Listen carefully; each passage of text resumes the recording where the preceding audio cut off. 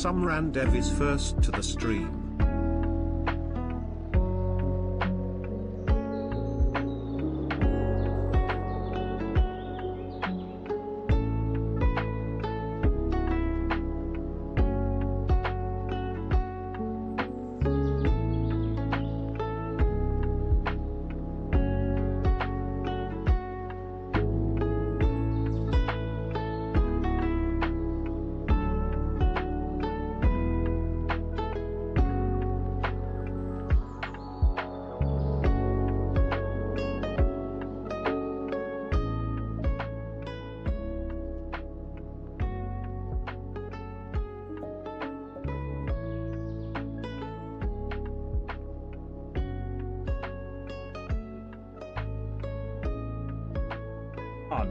Everybody, it's gone.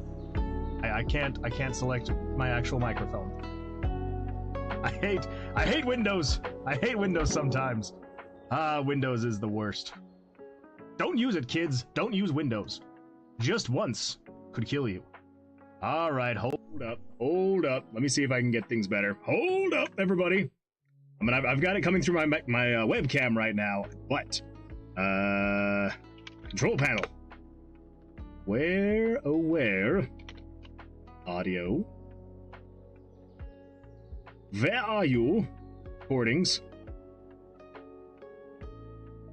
That's so dumb. Like it's plugged in, right? Like there's red light. There's red light on my microphone. But if I come over here, Amaran Reed says, "You know it, you love it. Both Art and Linux Smile use Ubuntu Studio." Exactly. But as you can see here in the settings, it shows my HD webcam. It shows a generic microphone, line in, headset, whatever. And then it's got my 4K, which is what it's picking up right now. But no freaking Yeti. So let's see what happens if I unplug it. All right. And then if we hold up, plug it back in. On, you can do it. Hey, look at that. There it is. It's picking up Yeti now. So now if we come over here and we click on Yeti and we go over here to Yeti. There we go. That's better. Do I sound better now? I hope I sound better now. If I don't sound any better now, then that's just sad. And I don't actually need this microphone. But I'm pretty sure it should sound better now. Yes. Welcome, everyone. Glad you're here. Some RaZeR, congratulations on being first. I don't know why sometimes my computer does that, but it does. It does, and it's a good time. So anyway, Dazu, welcome. Glad you're here. Also, I should probably change this. So I have two webcams, right? Because one of them takes like a wider shot, which is the one you're seeing right now. So I can actually like reach my hand out and like it does more things, and I can stand up and you can see my whole self and all that fun stuff. The other is much more narrow, but it's a crisper image. And so I have both of them. The crisper image for like thumbnails and things like that. But now I'm gonna like accidentally be looking at that every now and then. So if it looks like I'm looking past you guys, it's because I'm looking at the other webcam and not you on accident. So yeah, just as a heads up for that. Jesse, hello, welcome. Glad you're here. Jesse says, Moonman doesn't sound like he's in a fish tank anymore. He took the space helmet off. There we go. That's all it is. I had a helmet on. That's all you could hear. I'm sorry. To be fair, though, it could sound even worse. We could pull this down, and I could mute this.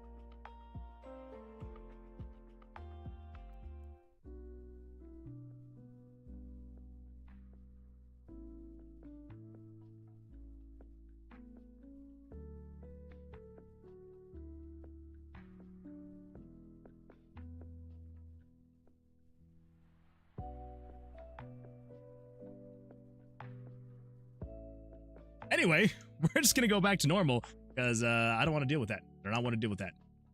Yeah. Let's see. Brian says, "Hey, Moonwood Games. I hope you're well. Also, no sound. Okay, that's what I was thinking. Yeah, I have this headset mic, and I thought maybe it would pick it up, but I don't know. Hello. Check. I mean, I guess you can hear me through my Yeti.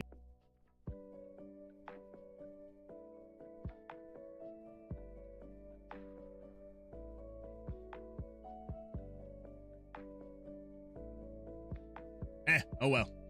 I'm not gonna make you suffer through my headset mic though. So, you know, we're just gonna stick with the Yeti as long as it keeps working, and we're gonna be fine. Gonna be all right. No audio at all now? Okay. All right, so never mind. So it wasn't coming through. It's probably something, actually, if I, let me pull up control panel again, because I'm feeling weird. And might as well give in to my weirdness. Okay, recordings. And then if we come down here to, that's headset. Actually, I don't even know if I have this thing plugged in. Never mind. We're not gonna worry about that. It might be. I don't know. Check. 1, 2, 3. Check. Check. 1, 2, 3. I'm not that worried about it. Anyway, everybody, welcome. Glad you're all here. Yes, let's jump in, and we're gonna take a quick look at the Discord. Sure. I would like to switch devices, please. Thank you so much. All right, let's see. What do we got here, Cameron? Hair of a cat. She is prepared for her first date. I would say so. I mean, her hair is ready. Her hair is definitely ready. I don't know if she is ready, seeing as how she is not here. But once she gets here, then she will 100% be ready for her first date. I love it. I absolutely love it. Looking fantastic. Is this hair going on her? I guess she already has hair. I'm excited to see where this hair is going. Oh! Slowly but surely building itself out. We'll have to come back and see how it comes along. Wait a minute. Oh my gosh, she's got a bit of a face too. I like it. All right, everybody. Well, let's jump in and do some stuff and see some stuff. It's going to be an absolute blast of a time. Yeah, so we're going to be continuing working on Unboxed. We're going to see if we can get as much stuff on it done as possible. So I did have a little bit of time between now and the last stream to work on a few things. So if you remember correctly, we were working on getting the eggs done. So I do have the menu down here now, actually in the game, and you can click on it and it will now go back and forth between the menus. I only have 2 of the menus in though. I've got chickens and I've got the nests. So the nests are in here now, so that's happy days. And yeah, so you will be able to switch back and forth between them. I just, again, don't have anything in there yet. I figure the chickens should be all done. We should have all the chickens good to go, done. You can buy the chickens, you can unbox the chickens, and then they start generating revenue. I might tweak things a little bit here and there. And if we have time, I do want to balance them just a little bit more. But other than that, we should be good to go. The chickens are also now laying eggs. So you can pick up the eggs, you can put them back down, and you know, that's a good time there. But that's not all. That is not all. So we had all of this working in the last stream. Oh, I've also added a quick buy button so I can just quickly purchase chickens. So if I wanted to buy all the chickens, then I can just do this, and then I will have all the chickens. It's still kind of slow. I probably could have made it faster, but I wanted them to drop in. I don't know why, but I did. Oh, anyway, but now we can buy them slightly faster than having to go through, buy them, unbox them again and again and again. So, yeah, we can purchase all the chickens. Happy day, good times there. But we're now working on the eggs. So remember from last time, we did make it so you could pick up the eggs, drop them, all that fun stuff. So that was good to go. But now we need to get them so that you can actually incubate the eggs so that you can unlock their outfits. So the thing that I did between the last stream and now was I got the menu in here and working so you can switch between the menus. And then I also got it working so you can pick up the eggs and then you can bring them over here and you can be like bloop. And then there's an egg right there. And then we can grab another egg and it can be like bloop. And then there we go. If you got 2 eggs in here, you can then incubate. So we do still have a few more things we need to do here, which is one, we need to actually get the outfits. The outfits actually need to be in here. And we also need to get the actual logic working for actually having the incubate thing work. Right? As you can see, there's a button here. You can click it now. If you take the egg out, then you can no longer click the button. So it does require both eggs being in here, but now we need to get the actual logic in here for what unlocks what and all that fun stuff. So basically the way that it's supposed to work is you will have a spot to put 2 eggs. And this is going to be kind of like, I think the best comparison, if you ever played, oh, what was it called? Pocket God? Was that what it was called? Basically, you are just kind of experimenting, mixing and matching, trying to figure out a different combination. So if you put the red egg in first, this is going to be like the base thing. So basically, when I put it, or let's say, for example, the blue egg. So I remember the blue egg is for the Johnson. I also am going to be redesigning the eggs, but for now, this is what we got. So basically, if you were to put this blue egg in first, then you will be unlocking a thing for the Johnson. And then, say, for example, if you were to put the red egg, I don't know why I keep calling it the red egg in, it will then unlock some specific outfit. Maybe it'll be a top, right? And then if you take out the red egg and you were to put this gray egg in here, it would then unlock glasses. Or if you would put the brown egg in here, maybe it would unlock boots, and so on and so forth. But if I were to swap these around, so if I put the blue egg here and then the red egg right here, it would be unlocking whatever red plus blue is. So that's, yeah, basically whatever the first egg is that you put here on the left side, that is the chicken you're unlocking it for, and then the other egg is basically going to be the combination of that. And then the way that I do want it to work is, if we come back over here, general idea is, let's come down to, where is it? Where is it? UI.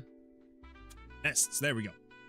S2, let's turn on this egg. Basically, if you put these two eggs in, basically the way that I want it to work is when you put these two in, it will show an egg up there. And then basically the way that you will know is if the egg pops up and it is a question mark, then you have not researched it yet. And if it is not a question mark, it'll show the item that you already unlocked. So you're not like incubating, things you've already incubated and unlocked and all that stuff. So you're gonna have cheat toggles in settings, right? I have actually thought about adding some cheats. I think adding cheats would be a lot of fun. So I think I'm gonna do that. 2 blue eggs unlocks the obelisk. Exactly. Now, I had actually thought about that. I was like, should I make it so you can have double eggs? Because originally when I was making it, I did make it so that when you picked up an egg and put it in the nest, it did technically... There we go. It did technically take the egg off of the field, and then it made it so the chicken could lay another egg. But then I realized, and we could change this, we could make this actually work, but I did realize that if I were to then pick up, no, because then if the chicken were to lay another egg, and then if I were to put the egg back down here on the field, because I do want you to be able to like put it in, take it out, because you're going to be experimenting, right? And so I want you to be able to pick it up, put it in here, and so if you were to do that, there would be a problem, because you would then have 2 of the same eggs out in the coop. And the way that it works is it uses the ID of the egg to know if the chicken has already laid one or not. Benedict says, hey, Moon Man, how's the game making going? Good? That's good. Anyway, it's break time, Moon Boy. It's not break time, we've only been going for 13 minutes. But I'm very excited for break time. Benedict wants Moon Man to do 10 chest benders. Oh boy, oh boy. Wait for it. Benedict wants Moon Man to do 10 bicep curls. Benedict just There's the trifecta. There's the trifecta. Let's see here. SS Mariachi Build Log says, howdy, I'm off to bed in a few. I do appreciate you tuning in for even just for a little bit. And then we've got, do you know places I can find sprite sets? I'm upgrading my characters to use more frames for smoother animations using Q-Sprite. But I don't have the ability to make new ones right now, so I'd like to find temporary ones. Absolutely. Absolutely I do. So let me come over here. And yeah, so I would highly recommend itch.io. Itch.io is absolutely fantastic. It has so many things, like, obviously lots of games, lots of software, all that fun stuff. But there's also a section here. So if you go to itch.io, there's a section right here that's called Game Assets. And in here, you can find basically anything and everything you would ever need to find. Anything from music to sprites to animations to 3D models to like literally anything. There's so much sound packs, fonts, it's all in here, right? Now, obviously, as soon as you start switching to free, you'll be slightly more limited on what, the best of the best is usually going to be paid for. So as soon as you're like, I just want it to be free, it does kind of narrow it quite a bit more, but you're still going to find a good amount of things. So if you were to sort by free, and then say, for example, if you were to go with sprites, there we go. Okay, we're going to perform a security check and just make sure that I am a person. Okay, there we go. We got sprites. And there we go. We got this one right here. We got the base character. I don't know how many frames of animation this one has. Looks like it's got a few more.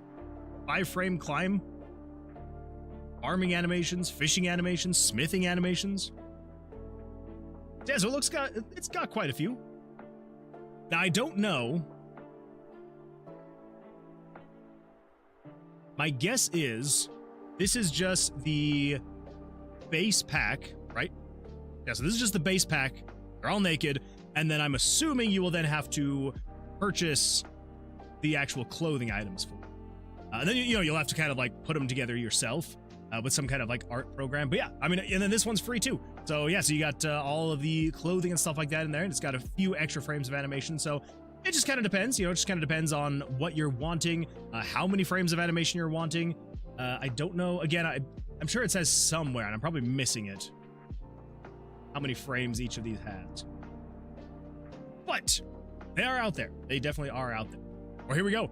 Make a farming sim bundle. Oh my gosh.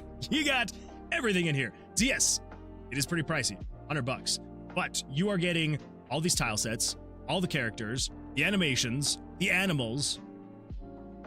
Yeah, it's not bad. It is not bad. And anyway, so yeah, so that is what I would recommend, is going to itch.io and just browsing all of the stuff here. Hey, look at that. There's even more. If this is more of the art style you're wanting, it looks like there's a few more frames of animation in these ones, and all sorts of animations things. Ooh, folks. And that is like an action game dream right there. I like that. It's actually a lot of fun. Anyway, yeah, so that is what I would recommend, is just browsing the assets. Okay, there we go. Just browsing the assets on here is going to be probably the better way to go about it. And you're gonna have to do some digging. You're gonna have to figure it out. But once you get it figured out, then you'll kind of know. And yeah, that's my recommendation. That is what I recommend, is itch.io. Absolutely fantastic stuff. There are other places. Obviously, there's a lot of places you can go to get stuff. But I feel like Itch has a great selection of not only free, but also paid for. And so you can kind of like pick and choose. And there's a lot of these that go on sale quite often. So even if you just wanted to find sprites specifically, and then, I don't know, go for $5 or less, or on sale, or whatever you wanted to do. Like here's a freaking wizard. All sorts of, he's got his walk cycle, damage cycle, attack cycle. Yeah, all sorts of good stuff. Anyway, yeah, that is what I would recommend. And I know that there's a lot of people on here as well that are 100% open to doing commissions. And so, say for example, if there was someone like, if say for example you really like this person's art, so if we view all, okay, there we go. So they do have quite a few more animations and sprites and things like that, which is great. Absolutely love that. I have run into a few times where like I see one that I'm like, I absolutely love this art style. This looks so good. I want this. And then I'll open it up and they have like one thing that they've made. And I'm like, well, I can't make a game with one character. And I have reached out to a few people and I've just been like, hey, like, would you be open to doing any kind of, I can't think of the word now. Basically, would you be open to doing more commissions? That's what it's called. Doing a commission in the same art style with different characters. And some people are open to it, some people aren't. So if you do find someone you're like, I absolutely love your art, would you be open to doing commissions and then selling it later or something like that? Like whatever, to kind of like help even it out. So anyway, that's what I got for you. That is what I got for you. I'm a triple threat. I can sing, I can dance, and I have a gun. Please no, please no. All right, let's do the triple threat really quick, and then we're going to finish up with the chats, and then we should be good to go. So here we go. Let's get this cranked. I know it's pretty calm music, but still, cranked music is better than no music. Here we go. All right, everybody. What? I done been inverted. All right, we got 10 on the clock. Down with me. Here we go. 1, 2, 3, 4, 5, 6, 7, 8, 9, 10. Woo. And now it's time for the chest benders. Here we go, everybody. All right, battle with me. 10 on the clock. Here we go. 1, 2, 3, 4, 5, 6, 7, 8, 9, 10. That feels good. That feels good. Oh, man. Out of breath. But we got one more. We got one more to do, and that is the stretching, everybody. Here we go, everybody. Let's do some stretching.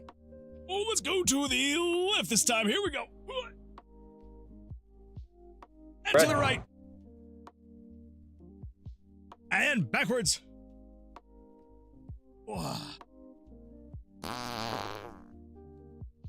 Feels so good. Feels so good. Oh, that was perfect timing. Perfect timing. Ooh, all right, let's see. What do we got? What do we got? Fairly, hello, welcome. Glad you're here. Hopefully you've had a good week so far. Hopefully you've had a good day.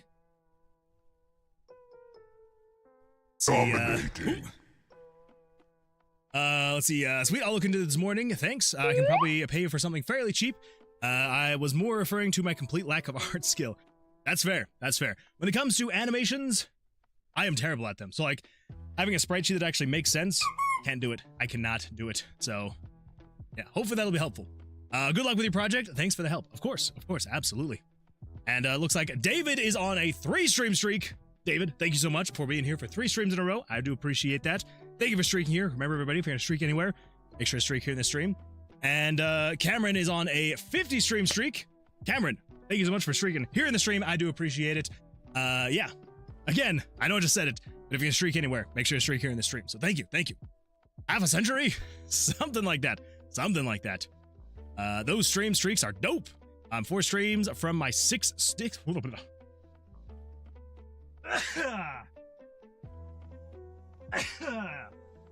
I'm alive. Everything's fine.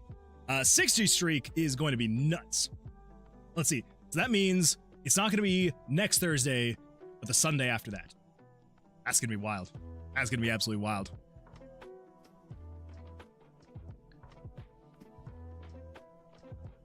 You're 2 or 3 ahead of me? I'm at 56. That is crazy. Spoiled with the dancing dinosaur. I love it. I shall remain at 1 entry in the top of crits, okay? That's fair. Tactical voice modification. Remember, chat, you can play random sounds to get the metal pipe. That's true. You can get the metal pipe, and it's a good time when you do. Stretch the fart out. Oh, no.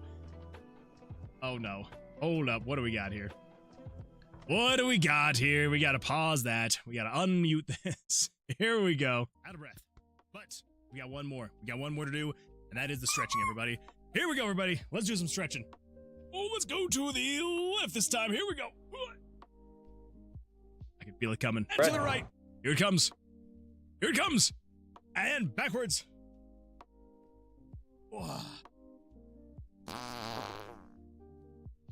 Feels so good. Oh, that was perfect timing. Perfect timing. I'm not gonna lie, that was really good timing.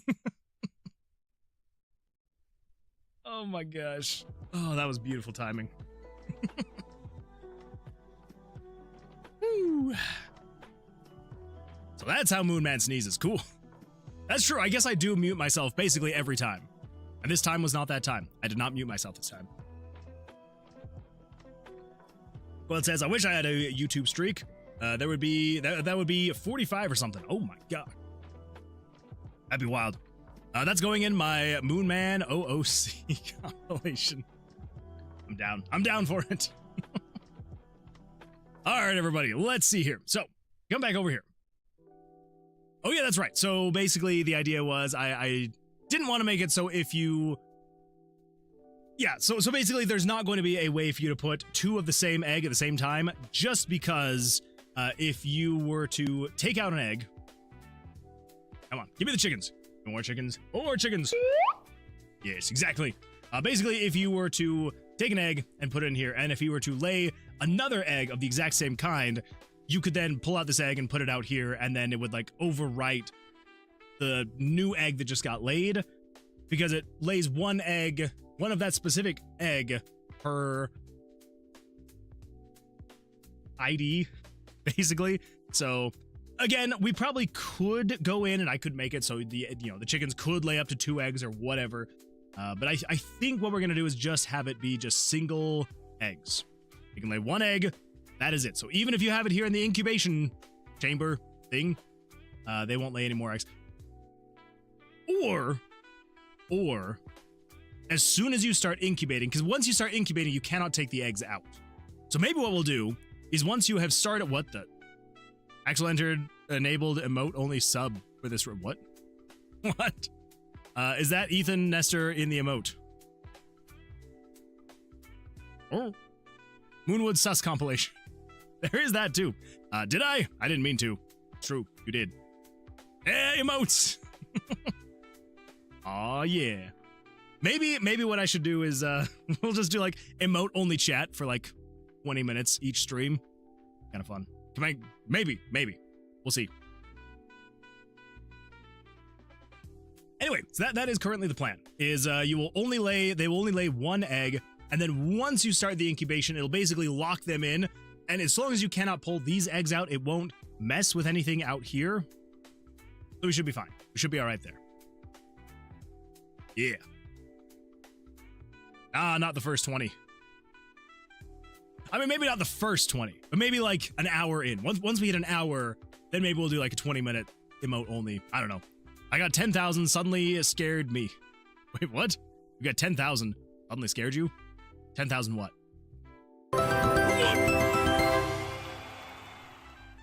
Skull just turned their way into the credits of Tomb of RaZeR's. That's the 10,000. Oh my gosh. Congratulations, well done. Holy smokes, that is so many points. Let me get that closed and let me come over here and we're going to pull this up. Come over to the credits. Pull that and that up. And I just want to make sure because, okay, all right. Just making sure. Holy smokes, that is wild. That is absolutely wild. Wait. So you got 10,000 suddenly.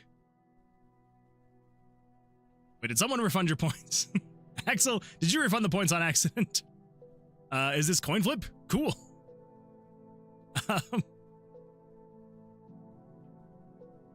I'm going to assume these are legitimate points. So Scoil, congratulations. Well done. That is absolutely crazy and wild. Congratulations. We're going to do a X2, and we're going to take your name from here, and we're going to throw you on up in here into the VIP/MVP section. Congratulations. Well done. Absolutely fantastic.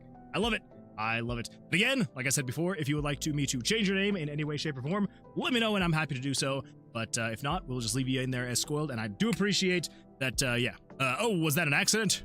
Sorry for the read. No, I don't think it was. I don't think it was.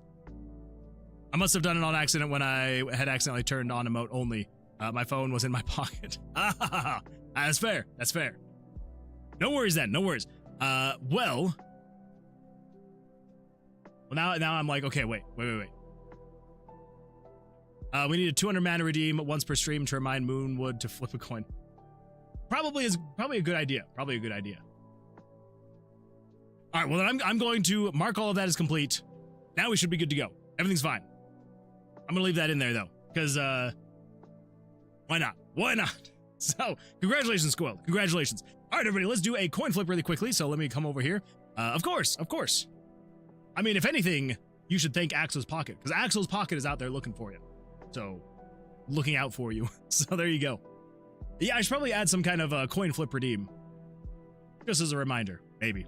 All right, let's do a managed prediction. Let's start prediction. Here we go. Heads or tails. 5 minutes on the clock, everybody. 5 minutes on the clock. Heads or tails prediction. Let me know what you think it's going to be if you want to participate. Either heads or tails. But remember, we're going to do best 2 out of 3. So, yeah, throw it in there. Throw in some points. And maybe you'll win big. Or maybe you'll lose everything. What the?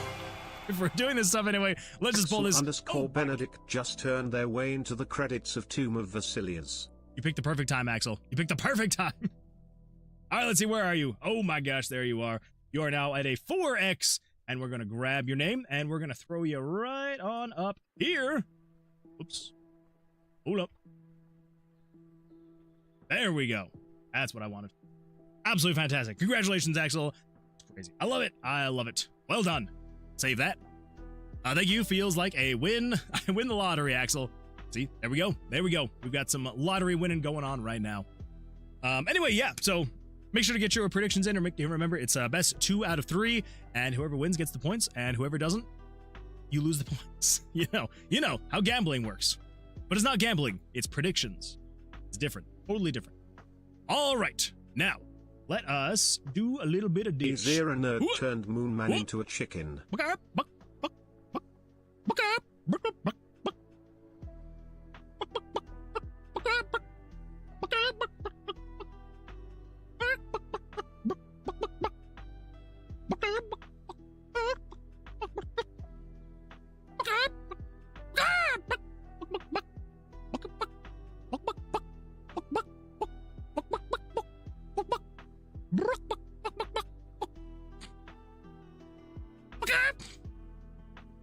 There we go.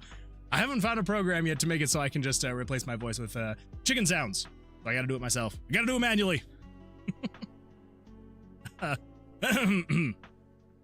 You won the lottery and blew the money immediately. Checks out. Oh, good times, good times. Jabasted. Oh, it's a chicken. I see that now. The one MF on heads is gonna get a lot of points if they win. Hold up, what do we? Oh my gosh, 5.5k. That is gonna be wild. That is gonna be absolutely wild. All right, so we need to get the eggs in here. So, Lamau, my thought immediately goes credit in name. Let's go. I mean, that's a good point. That is a really great point. That would be a lot of points. Cup of water already gone. 5k of that is mine. I mean, I've got a good feeling. I've got a good feeling tonight. I guess we'll see. See what happens. Try to keep at least 10k on me at any point. You never know. You never know when you're going to need 10k points. Ready and waiting. Ready to go. Ready to go at a moment's notice. All right. So, copy that. Let's come over to here. Paste that. 100.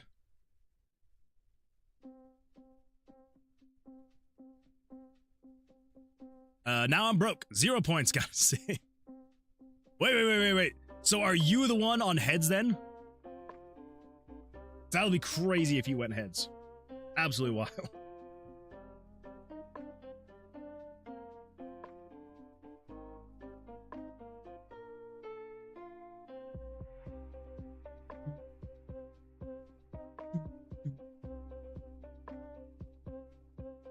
Okay.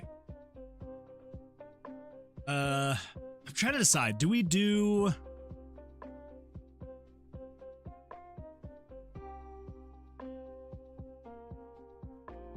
Yeah, I'm on heads. Oh, okay. Well then, you could win big. You could win big if it goes heads. Guess we'll see. Time will tell. So, I don't think we actually need...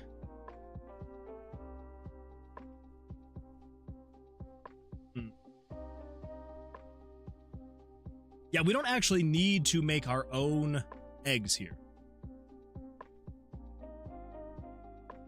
We can just do this.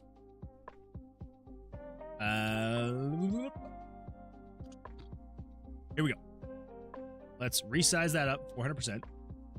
Save this as downloads, unboxed, images, pictures. Okay, this is going to be, what are we going to call this?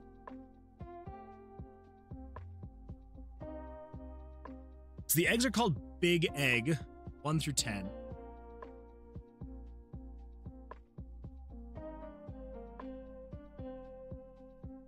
Let's call this, well, I don't know. We'll call it question mark. Yeah. Question mark. Question everything. Now, if I come over here, images, pictures, how large are these chickens? Okay. All right. This might work then. Depending on how large...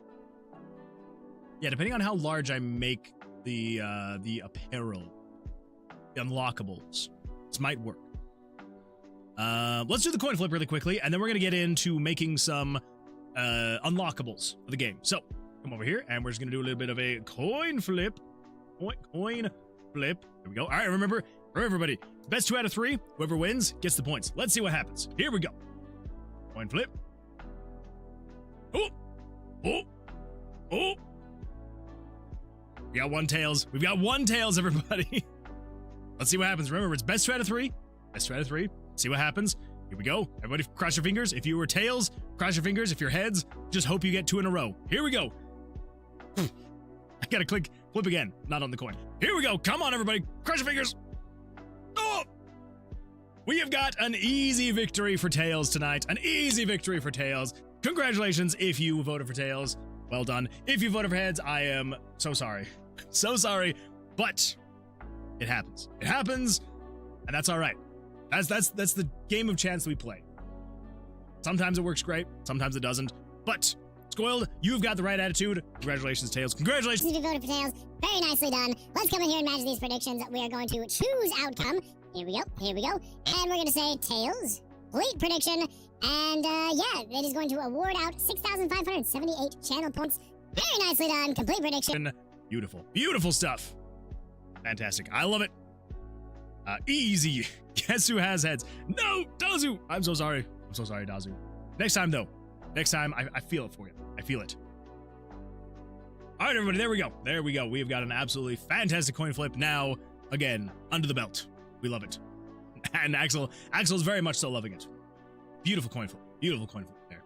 All right, so let's come in here and let us figure out what we're going to do here for the unlockables. Yeah. Let's see. Bring it down to 25%. I bet 500 got 598 back. It's not bad. It's not bad. 1.3k profit. Go brr. That is a really good profit. That is really nice. I like that. Almost a 20% profit. Hey, that's not nothing. It's not nothing. I like that. That chicken looks tasty, doesn't he? Isn't that a tasty looking chicken? I like it. Okay, so I know I had a list. Open up Notepad. Keep unsaved changes. Keep changes? Okay, all right, we're good. Okay, so the items that I currently have written down are crown, top hat, glasses, umbrella, bow tie, chain necklace, a necktie, shoes. Yeah, that's what we got so far. So we need 11? I think we need 11 cosmetics. Because it's you combining every single egg.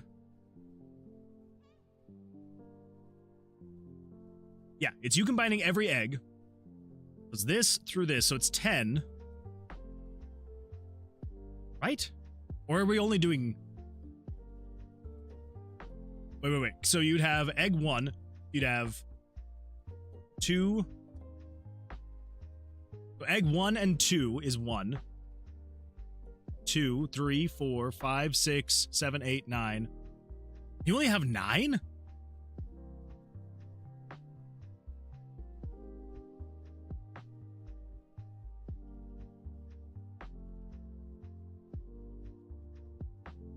I guess that would be right, huh? I can smell the butter and salt. A very nice smell of corns. Beautiful corns. I'm glad that you can smell it. Although if you can smell butter and salt right now, you might want to go to a doctor, get that looked at. Potentially. Well. Yeah, that's awkward. It's basically one. You have to have at least one egg in there. So it'd be, with these two, you'd have 1, 2, 3, 4, 5, 6, 7, 8, 9. I feel like I want to have at least 10, because what are the upgrades? So you got the money multiplier, cooldown reduction, egg producer, produce eggs faster. Maybe. So that's 3. Petting's more efficient, reduce upgrade costs, all of the chickens produce X more money, this chicken lays eggs worth X more prestige points when included in an order, while petting, eggs will be laid X times faster. That's 8. And then we've got a global money upgrade. Global money upgrade cost reduced by X. Global cooldown upgrade cost reduced by X. Petting range upgrade cost reduced by X. Petting limit upgrade. Okay. So I like money multiplier, cooldown reduction. Egg producer is, we can keep it. Let's see. Petting is more effective. Reduce upgrade costs. All of the chickens produce more money. This chicken lays eggs worth more. While petting, eggs will be laid X% faster. That's 8. So if we were to go with 9, we've got the global money upgrade cost is reduced, global cooldown upgrade, petting range upgrade, and petting limit.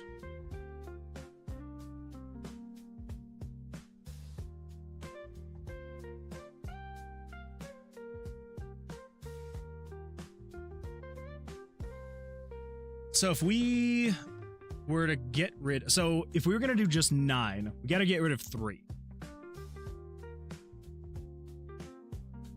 We get rid of this guy. The global money upgrade. I honestly don't even remember what those 2. So, okay, so that puts us down to 10 upgrades now. Like, do we want to have it so that chickens can lay 2 eggs? Have 2 eggs out at a time.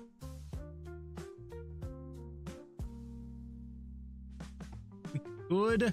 It will add some weird complications.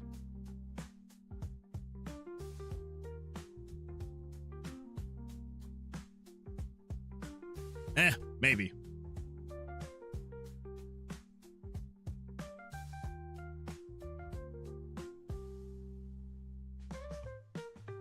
While petting, eggs will be laid faster. I feel like that one we can get rid of too. I think just having a general upgrade that produces eggs faster. Okay, so if that's the case,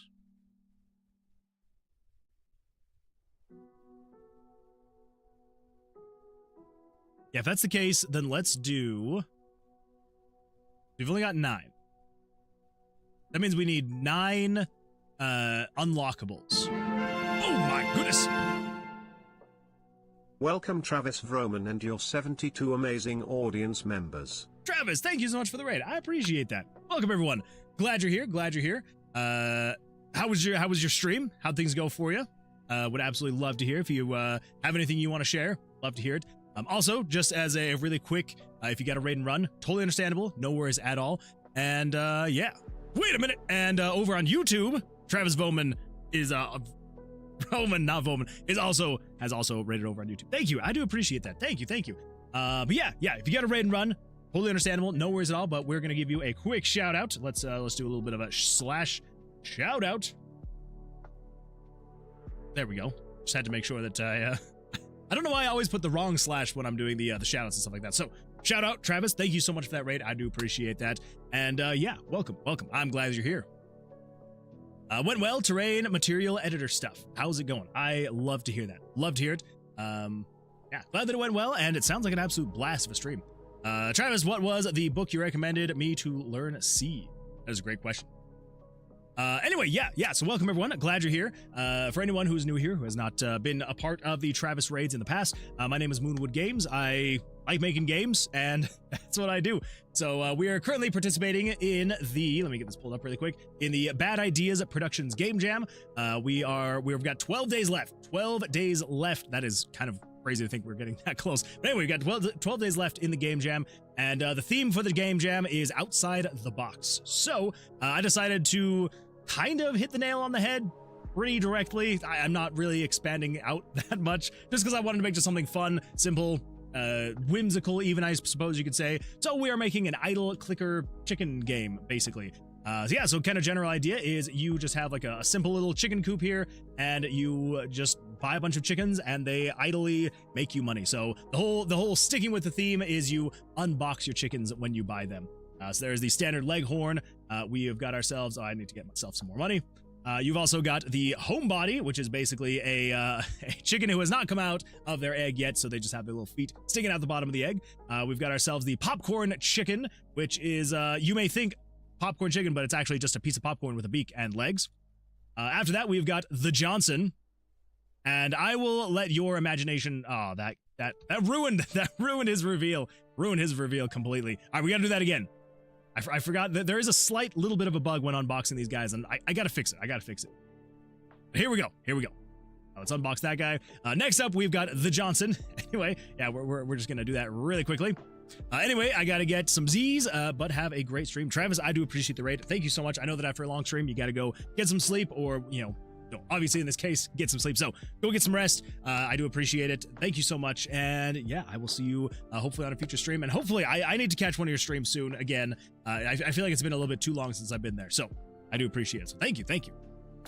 Anyway, yeah. So it's basically just a bunch of punny chickens that then walk around and idly generate money. So if you like idle games, if you like clicker games, then this will be a game that maybe you will enjoy. After that, we got ourselves some Cluck Norris. So he's in the game. Good times. We've got the Colonel, which maybe you're thinking is some kind of military-esque chicken, but no. He's just a bucket of fried chicken. There you go. After that, we've got ourselves the lovely rubber chicken. Don't ask me why I drew him in that position. That's just how it ended up. All right. Rubber chickens do not stand up well on their own, so he's got to be bending over like that. After that, we've got the Poultrygeist. So Poultrygeist is just a regular chicken, but in ghost form. After that, we've got ourselves Coop Dog, which you may be able to guess by the name. I forgot I need to update that. He's currently still Cluck Dog, but we have updated him to no longer be Cluck Dog. He is now Coop Dog. Thanks to our absolutely fantastic Jesse coming up that. And then last but not least, this one, I need to think of either something else for the name or just replace this one entirely. But with this one, we've got the Goldie Oldie, which is just a retro chicken. I'm still on the fence about this one. Anyway, and that's how that goes. So yes, you buy your chickens, you upgrade your chickens, they generate more money. The more you upgrade them, they generate more money faster. Again, if you've ever played clicker games ever at any point in time in your life, then you'll know exactly how the cycle is. So yeah, that's what we got. But we are wanting to kind of expand on that just a little bit. So there are going to be, so as you can see, the chickens lay eggs as well. So basically what you can do with these eggs is you can pick them up. There's going to be two things you can do with these eggs. The first thing we are currently working on is the nests. So you can pick up these eggs and you can put them into the nests. And then when the eggs are in the nests, if you combine two together, you'll be able to incubate them. And then after X number of amount of time, it will then unlock a cosmetic item that you can then equip to your chickens. So glasses, top hat, a tie, stuff like that. And yeah, then they will wear those things and then we'll give them some kind of boost. So like they'll produce more money, they'll produce stuff faster, they'll be cheaper to upgrade, that kind of thing. There will also be orders that you can be able to fulfill, which will basically, there'll just be like, I don't know, a couple orders here where people are basically requesting X number of eggs, and then you will put the eggs in there and you'll be earning stuff as that happens. So just little things to do here and there as you're waiting for the money to idly accumulate, so you can then come in here and upgrade your chickens and get more stuff. So yeah, that's what we got. So if that seems like something would be interesting to you, then would absolutely love for you to stick around. Would absolutely love a follow. But if not, totally understandable. No worries at all. Like I said though before, this is a game jam that we're working on, so this is not the typical thing that I'm making. Ordinarily, I am working on a dungeon crawling roguelike RPG called Tomb of Versilius, where you are playing blackjack against monsters as the combat system. And yeah, but I am having a fun time though, kind of branching off a little bit and doing something slightly different. So yeah. I also just realized, there we go. Hopefully that has not been messing with the audio too much. I hope. I don't think it would have been. I hope not. What even is the headset mic set to? Microphone, Realtek audio? I don't know. Hopefully it wasn't messing with it though. Anyway, yeah, so there we go. All right, back to it.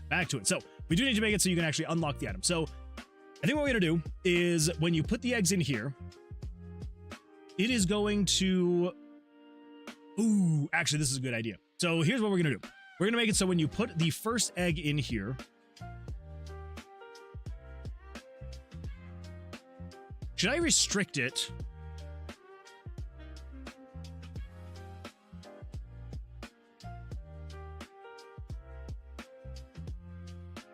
I think I might make it so that so it's restricted.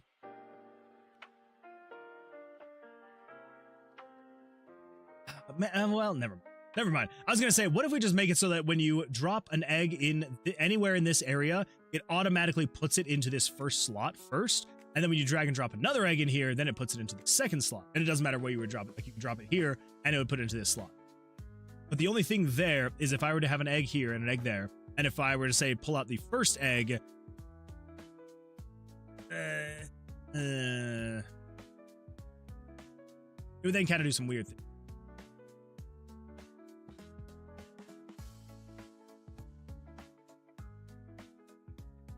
Actually, I think I might do that. I think I might make it so if you are hovering the egg anywhere in here,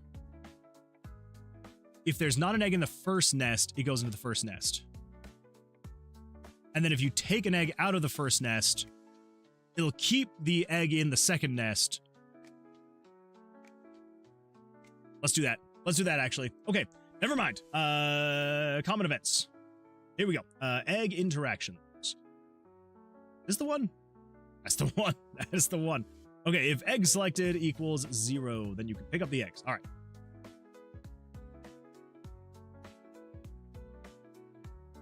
Else handler. There we go. Okay, so this is you putting down the egg. So placing egg 1, placing egg 2. Okay.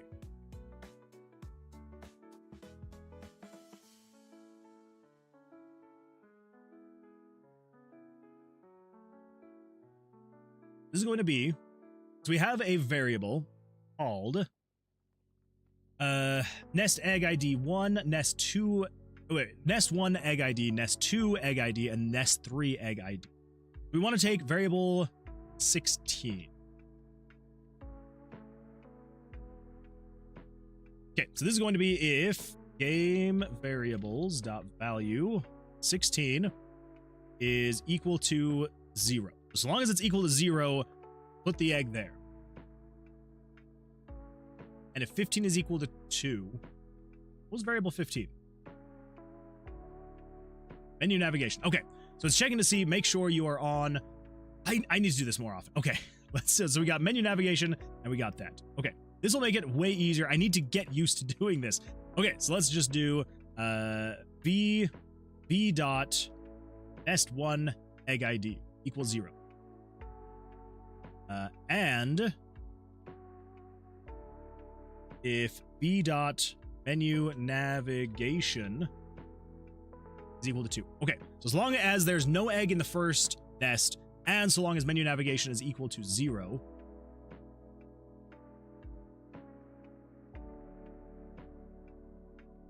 and if b dot nest 1 egg ID is equal to 0. So I already have that. I already have that in there. All right, so we got that twice. We can get rid of this second one. Cool. Yeah, so long as there's no egg in the first nest, then what we want to do is we want to say, if you are anywhere greater than or equal to 0, with a y greater than or equal to 0, and an x greater than or equal to, so if you are, let's do 436. Yeah, 436. See, it's a good thing that I have that thing up in the top right corner. 436, and then 720. Wait a minute. 0, and if menu navigation is equal to 2. And, oh, okay, yeah, and then if mouse, there, okay, cool. So we then copy this same condition, then come over here, and this one's going to say, if nest 2 egg ID is equal to 0, and if menu navigation is equal to 2, and then the same x and y, yada yada. Okay, let's save that. And then if we refresh this, we then want to say, let's just get a couple chickens.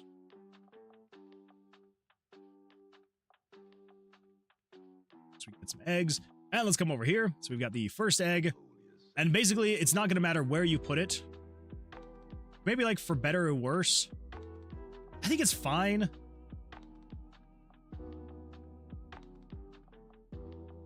Then we can come over here, put this one in here. Then it's not going to matter where you put it. Yeah, so first egg has to go into the first spot. Second egg has to go into the second spot. I think that feels fine. I think it feels all right.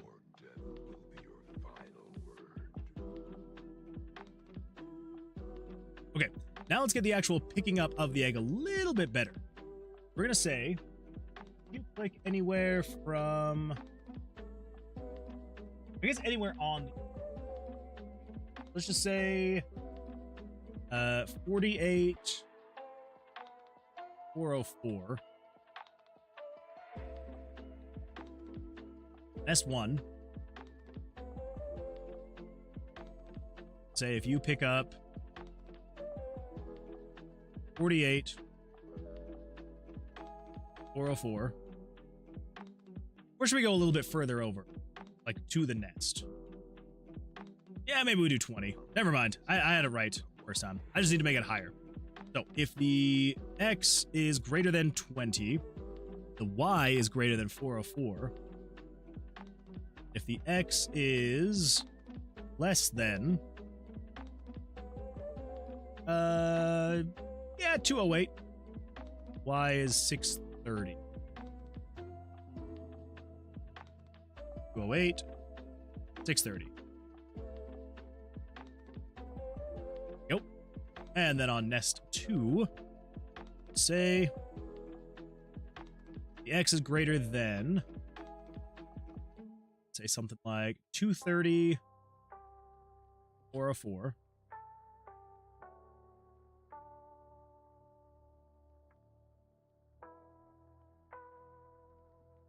$230.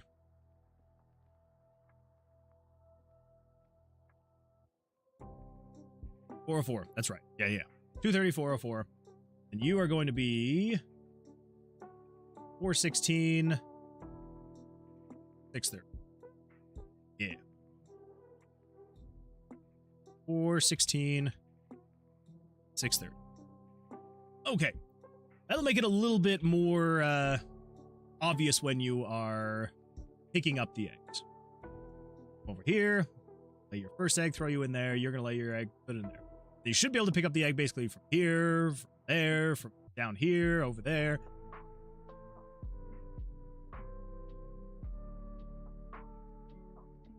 Okay. I'm not going to lie, I was kind of worried this was going to make it break if I just kind of like went back and forth and back and forth and back and forth. But it doesn't. We're good.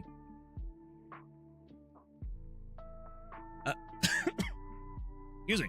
I know it's not even finished yet, but do you have a plan after the release of Tomb of Versilius? Yes, I do. So basically, my plan is once Tomb of Versilius gets released, I've basically in my mind kind of figured I'm probably gonna need like a few months of bug fixes, because I'm sure there's gonna be all sorts of bugs that pop up after release. So bug fixes, balancing, stuff like that, like anything that people like, because I want to listen to any and all feedback that people present. So if I'm getting reviews and stuff like that of people like saying like, this is great, but like I wish this was different, or like whatever it is, I definitely want to be listening to and paying attention to all the reviews that are coming in, whether good or bad. And so if anyone comes through and has anything to like say about the game, like whether it is a critique, something negative, whatever it may be, I want to basically plan on spending at least a few months, if not more, doing bug fixes for Tomb of Versilius once it's released. And then after that, it just kind of depends on like if it just kind of receives really good reception, I might just start on the next Tomb of Versilius game. Or I might branch off, maybe do like a couple other smaller little projects just to kind of have some fun, and then maybe jump into the next big. Kind of the general idea, though, is just kind of spending time for the first few months, most likely, bug fixing, pushing out patches, all that stuff. Making it more better, listening to feedback is cool. I appreciate that. Yeah, I mean, that's the hope, right? Is that there will be some amount of feedback, because I'm hoping, hopefully, there will be more people than who are currently watching that will eventually play Tomb of Versilius. But if not, then I'll listen to everybody who's here. Whatever you got to say, I will listen to that as well.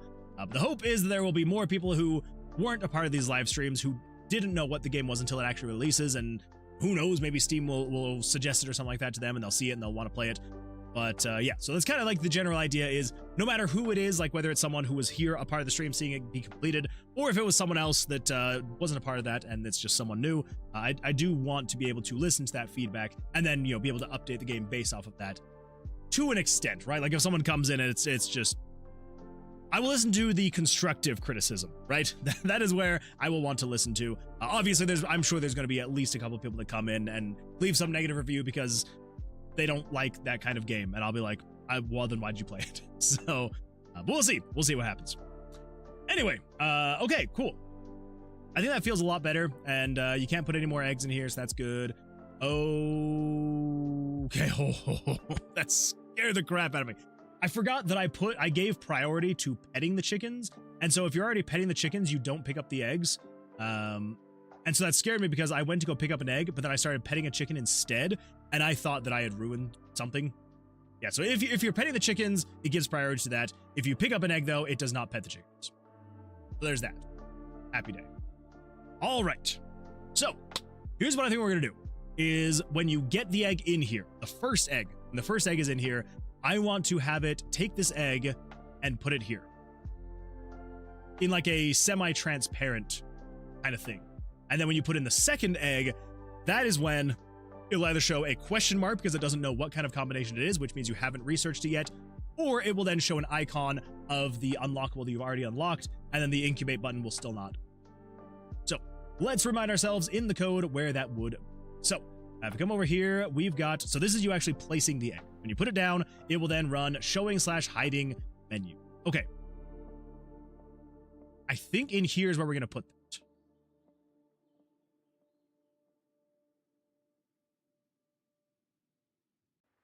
Yeah, so in menu number 2. So this is everything to do with the nests.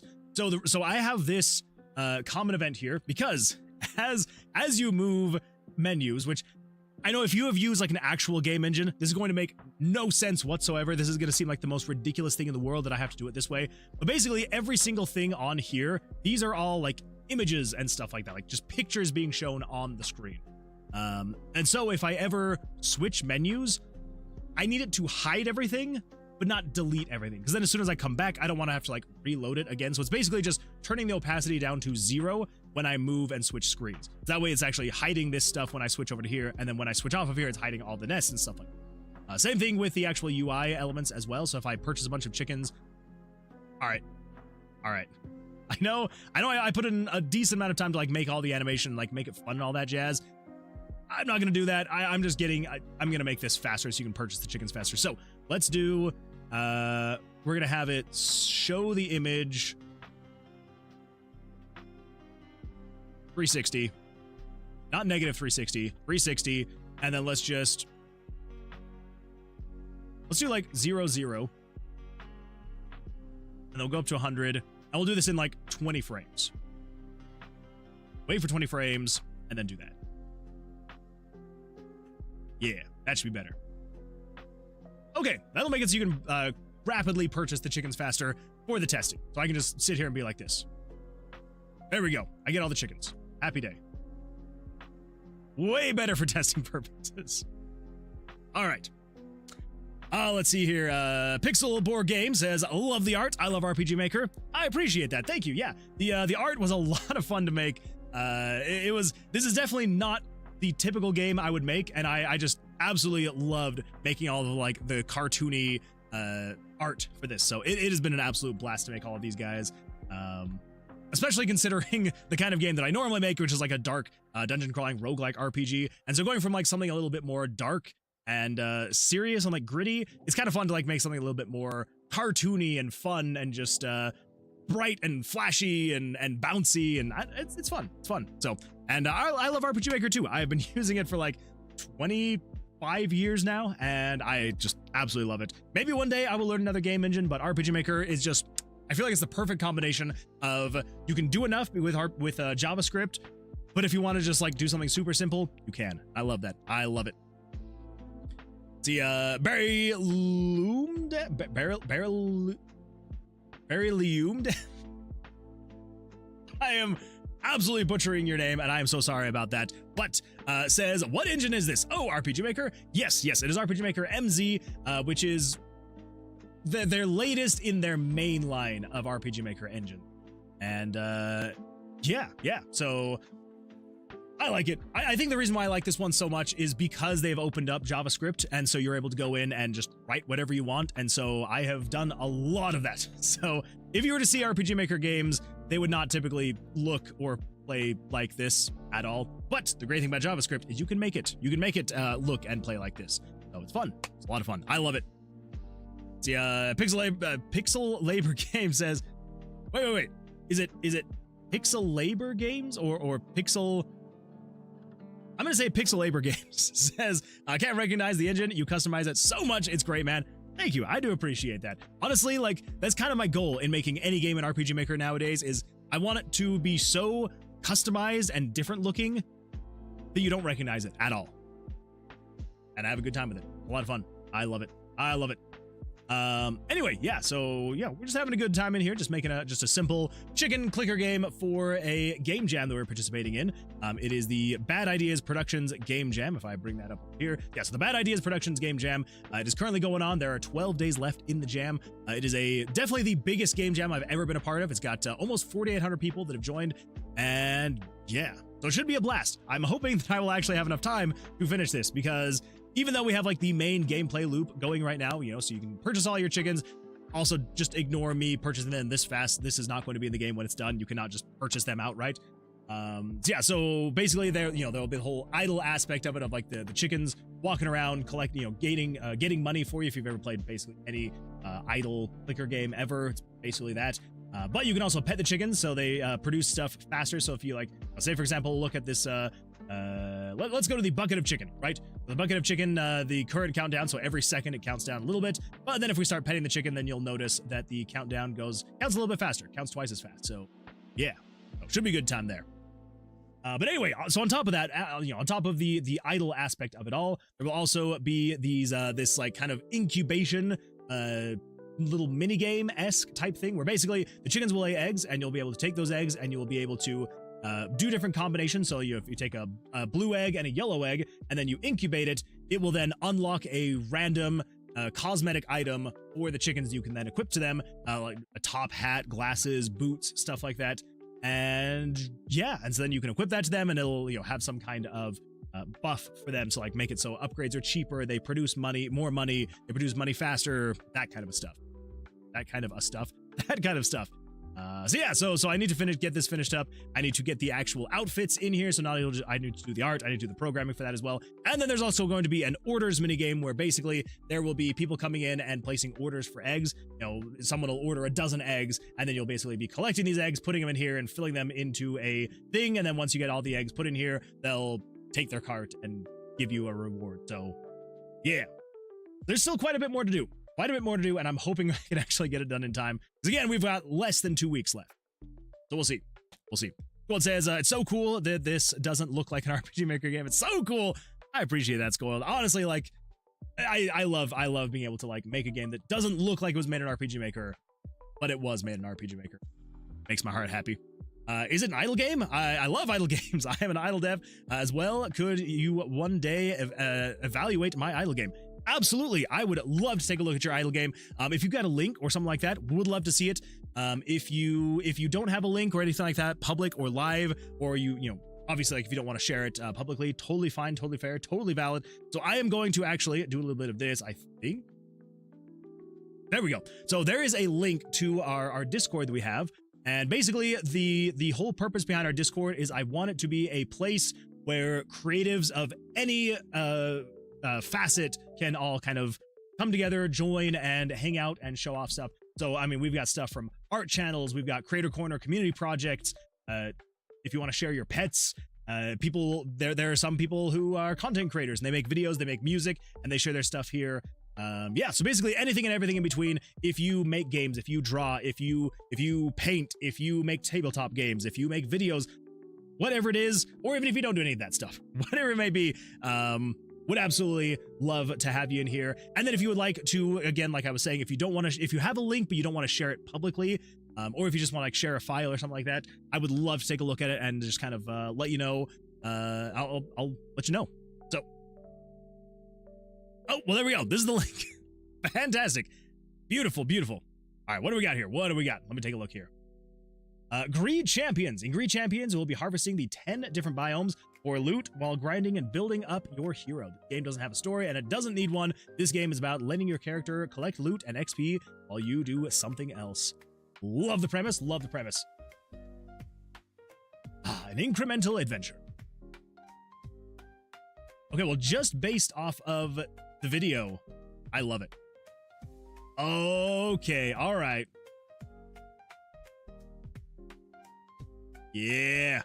Grind, coffee, repeat. Oh my gosh, this looks absolutely fantastic. I love this. So if I'm being completely honest, I have always wanted to make a game like this, where it's just an idle hero, adventurer, whatever. It's an idle person going through these biomes and just fighting monsters automatically. I have always loved that idea. You've got the equipment in here. Oh my gosh. Ooh. This looks really good. This looks amazing. I love this. Oh my gosh. Oh, that is a beautiful dragon. You have cooked with this one. This is amazing. You got a shop, you got your talents. Oh my gosh.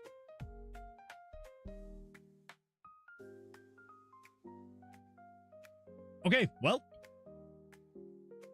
I need it. And it's on sale. I'm going to be buying it, and I'm going to be playing it. Yeah, this looks like so much fun. I love it. I love it so much. Yeah, oh my god. There's so much going on here. Yeah, this is fantastic. I am very excited to play this game.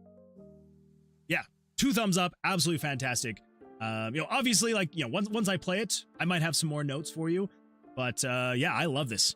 And it looks like you just released this, what, like a week and a half ago? When was the 7th? Almost 2 weeks ago. Jeez. Not bad. Yeah, I am very excited to play this game. This is going to be an absolute blast. And yeah, and I will let you know if I've got any more notes for you. And yeah, beautiful stuff. Yeah, love this kind of stuff. Love idle games. Are you still, is this something that like you're done with? Have you moved on to your next project? Or are you still kind of like tweaking some things? Because let me tell you, when I first started working on an idle game, this one specifically, I was like, it's gonna be simple. It's an idle game. You make a couple characters, they generate revenue over time, and that's it. There's a lot more that goes into idle games than someone would imagine until you actually start making the idle game. You don't really realize exactly how much is going into it. So, yeah. So are you still like doing balancing, or have you moved on to the next project?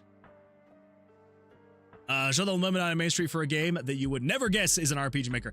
That is true. That is true. We also have Lemonade on Main Street. Let me pull that up really quickly. We come over here to Moonwood Games.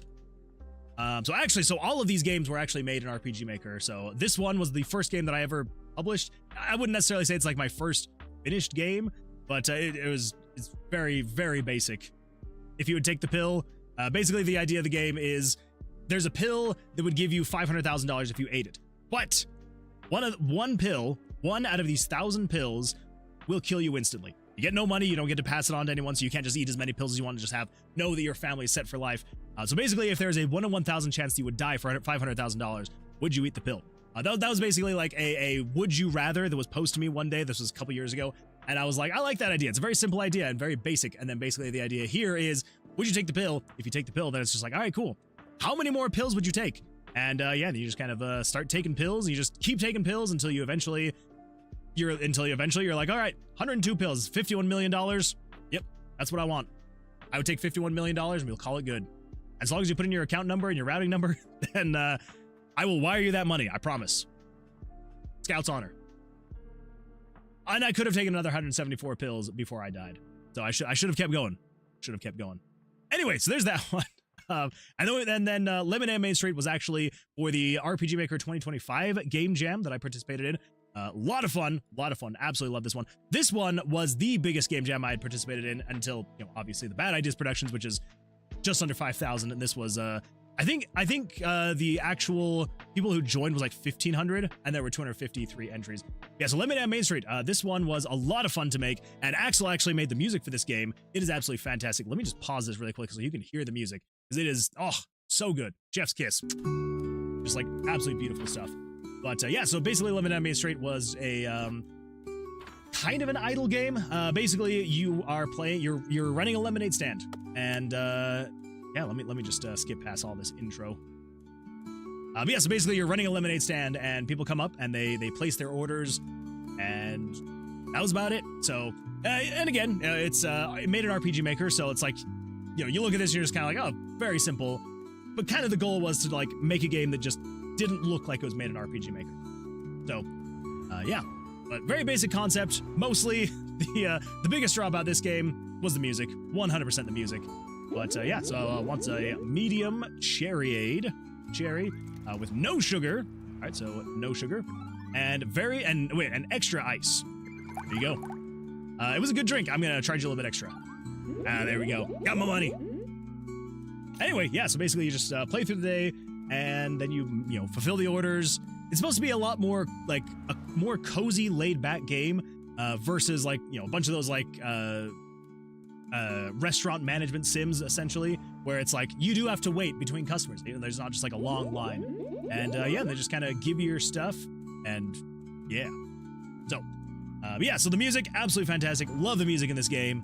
And, yeah, so I was going just for, like, a very, very chill vibe kind of thing going on here. So, and then last but not least, we've got Plunge into the Dungeon, which was another one that I recently made for a game jam.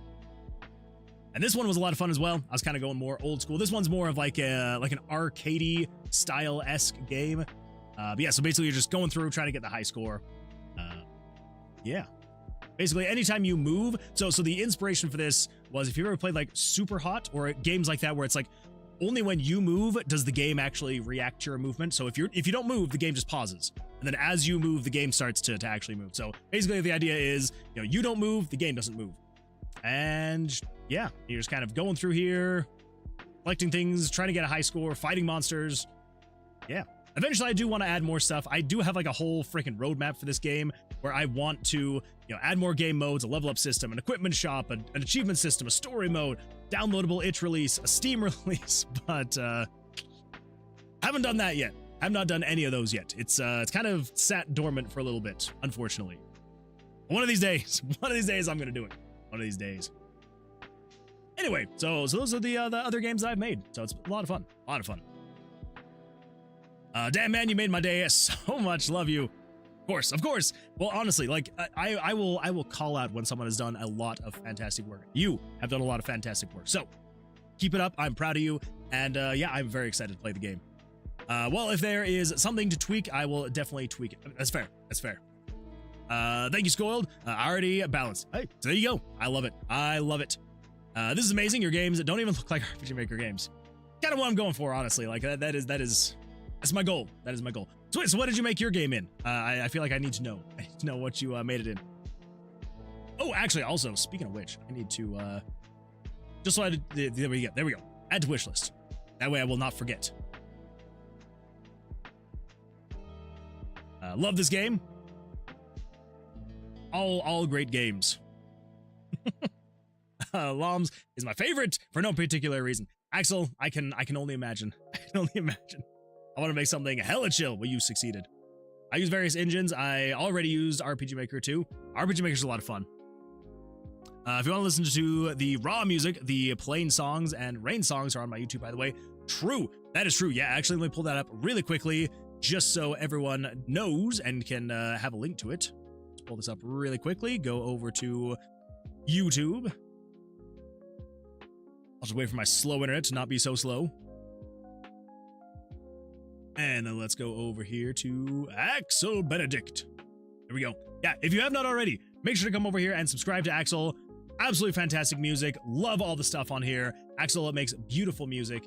And yeah, highly recommend. Great stuff. And again, like Axel was saying, there are, come down here, the entire Lemonade on Main Street soundtrack is on Axel's channel, both with rain sound effects and without rain sound effects. So if you want something with a little bit of rain sound, it's there. Or if not, then it's not there. And you can listen to that. So yeah, beautiful stuff. Axel makes absolutely fantastic music. So if you have not yet, make sure to go subscribe to Axel over on YouTube. Let me just pull this up really quickly, actually. Let me go to home. I'll just go there. There we go. There we go. There we go. The Greed Champions was made in Godot. Oh, nice, nice. Yeah, I've heard a lot of really good things about Godot. Maybe one day I will use it. Maybe. I'll definitely support him if there is fantasy themes. I feel like you've got a couple like 8-bit songs on there.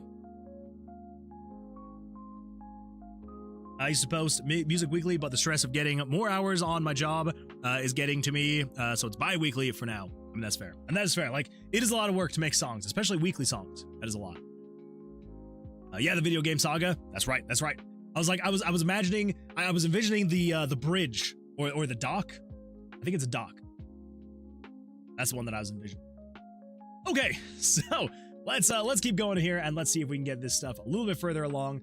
So we do need to make it so that when you put in the first egg, it needs to update the menu. So when you pick up, get out of the way, chicken. You pick up this egg, it will need to put a transparent egg here with some stuff. Let's do that. Let's just make sure that works.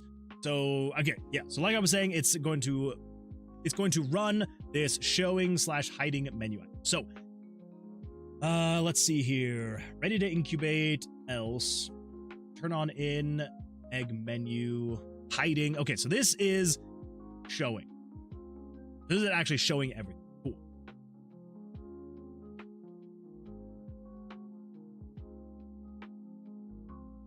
That's actually changing that. Okay. What are we gonna do?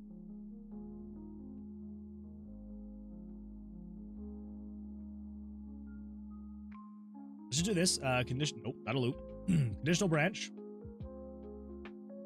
If game variables dot value 16. If you are greater than 0, which means there is something in there. Could I break this out a little bit more? Probably. For now, I'm just going to do it like this, and I may consolidate it. So, if there is something in nest 1. Axel, can you post link for your music so I can check it out? Oh, so I did post a link. So it's this one right here.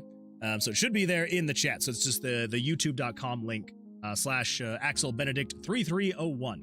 So it should be there. But yeah, Axel, if you wanted to post a link as well, I'm totally fine with that.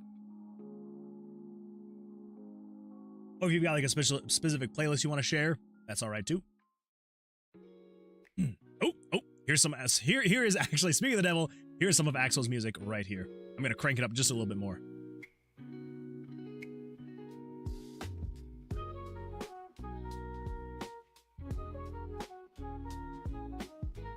All right, so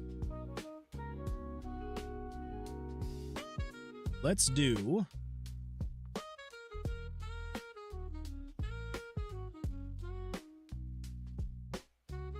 We now need to show big egg. Let's just grab all of that. We don't need to change the scale.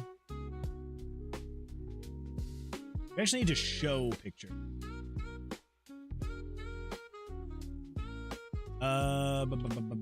Where is it?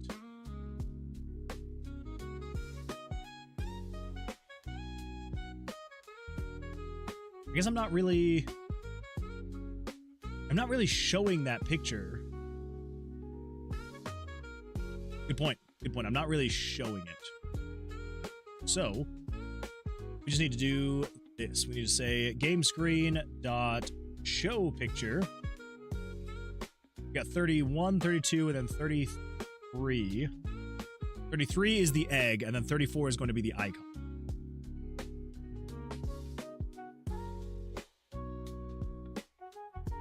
$33.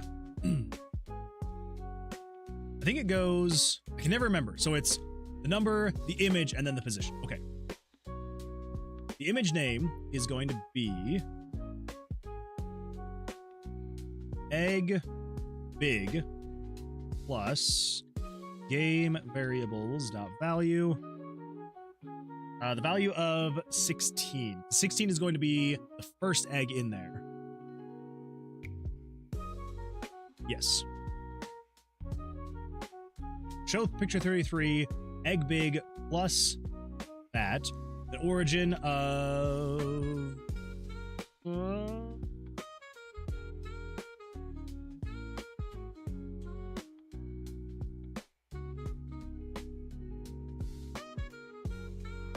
guess we can still just stick with 0.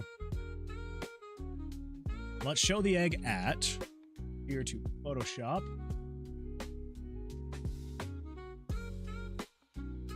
The egg.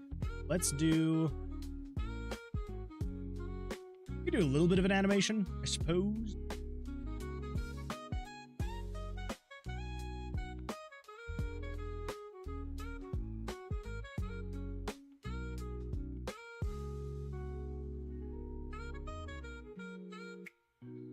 How am I showing... this is gonna bug it out, isn't it? Okay. This is showing at just above that. You'd be showing at like 254 ish.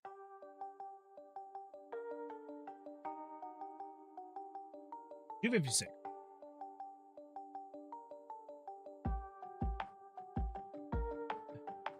$220. Okay, so 220 and 256. Back down. Show this at 220 and 256.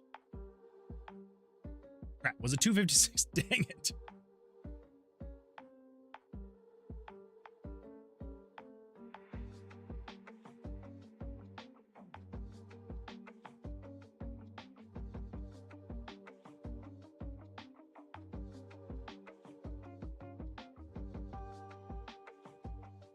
Yeah, 256. Okay.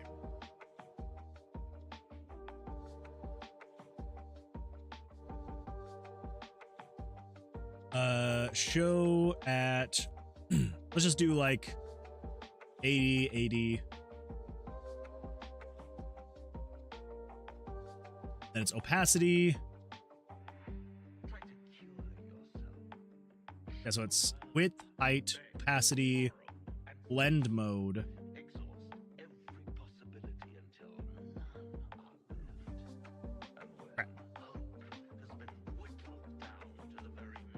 So X, Y, width, height, opacity, blend mode. I don't think I need that one then. Okay, so do I have everything? So it's the picture ID, it's the name of the picture, the origin, position X, position Y, width, height, opacity, blend mode. Cool. Okay, so don't need that. Don't need that. We are going to say set the nest 3 ID to be equal to nest 1 egg ID. Don't need that. Don't need that. Oh, we actually want to show this actually at like 200 opacity. Then we move picture 33, 0, and we're going to say just set you to the game screen dot picture 33 dot underscore X. We're basically just telling it to, hey, move this to the same X and the same Y position as where the picture currently sits. 100, 100, 255, 0, 30, 0. Okay. We also want to say that we need to change easing type of the picture. Shows it, and then right before doing it, let's say 33 is going to be bounce out. I like the whole bouncy thing. Bloop. Oh, another Axel original right here.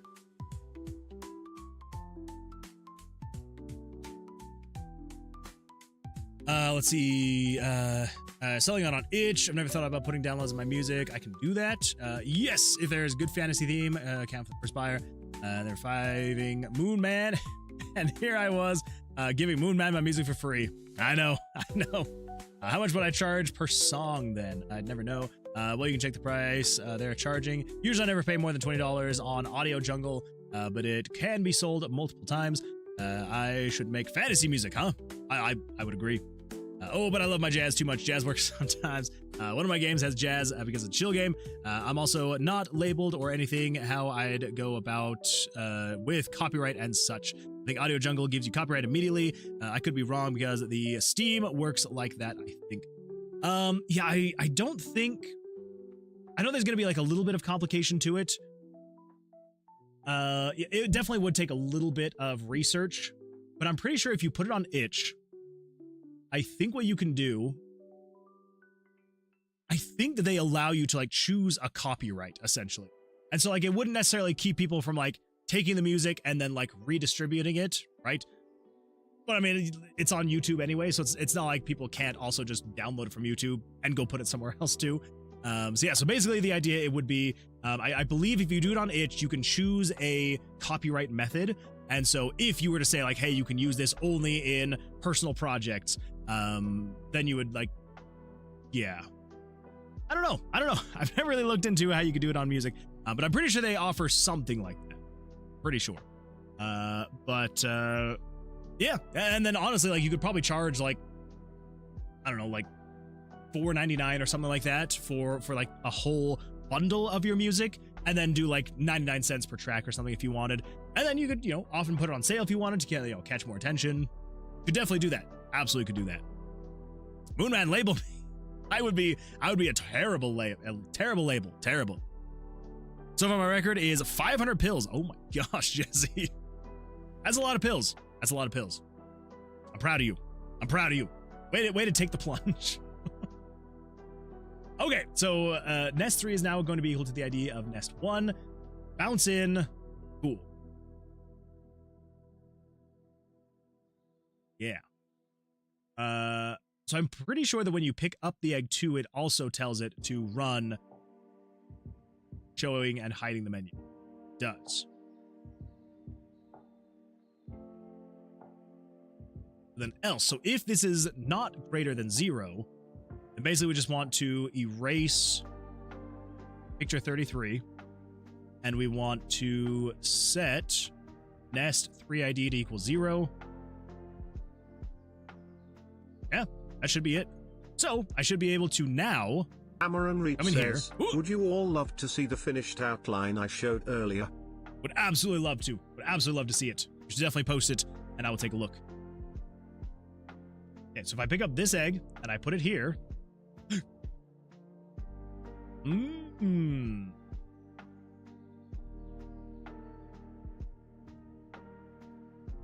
It's kind of doing things. I think what we're going to do is that we're going to have it wait for like 20 frames. Oh, that's the problem, because it's moving to 200 opacity. So I'll set it to 200. No, it was moving to 255.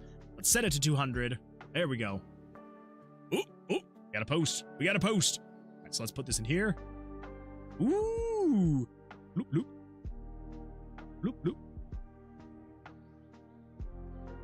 Trying to decide if I like that or not.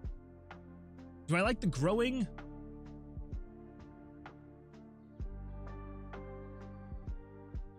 I actually think I want it to not do that.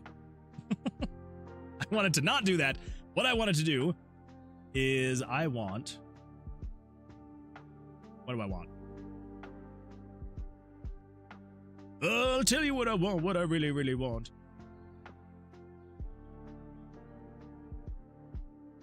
Maybe we do 10 frames, and instead of growing 100, 100, let's just put you to be like 206, and then we'll have it drop down instead. That feels like it'll be a little bit better versus the growing dropping down. So give me a leghorn for free. Walk around, you drop your leg, you drop your egg. There we go, bam.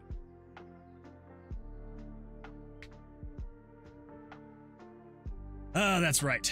I forgot. I'm telling it to set the X and Y based on where it currently is. We'll set the Y to be that plus 50.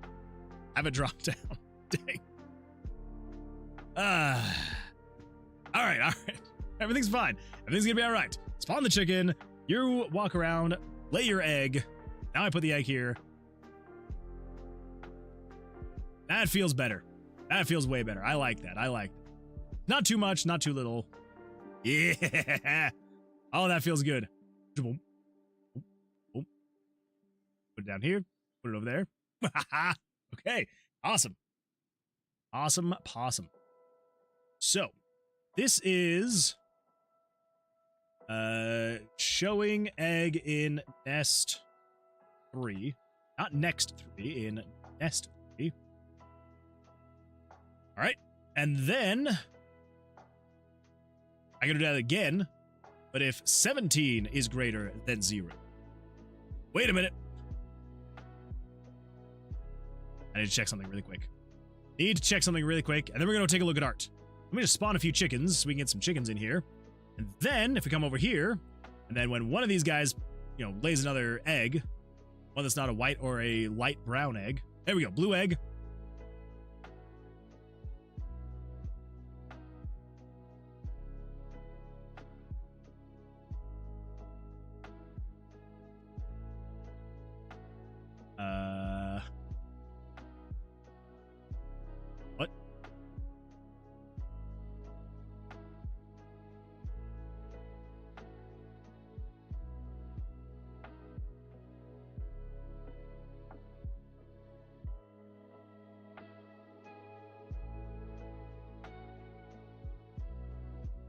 Was it because of that?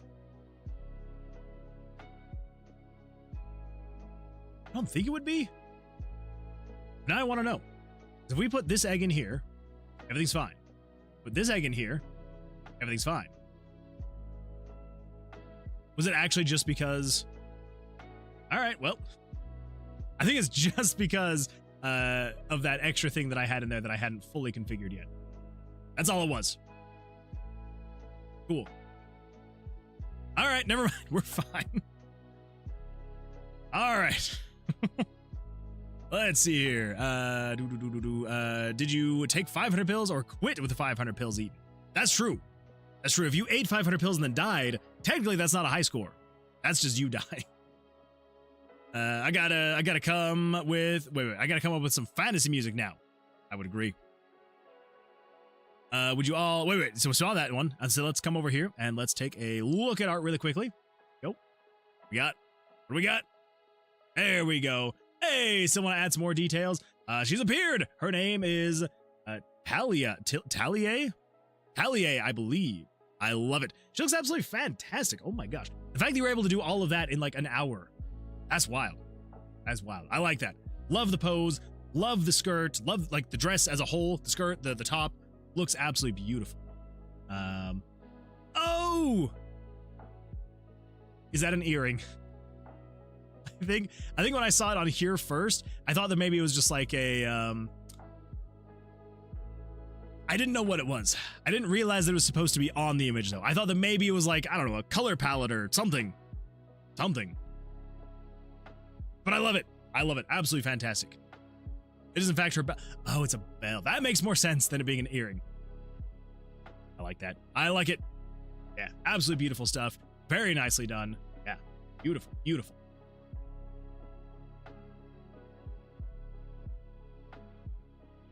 Any reference songs I should listen to get an idea? The Skyrim soundtrack. There's some good ideas. Going into the well says, "Hey, you dude, welcome. Glad you're here. How's things going for you? How are you feeling?"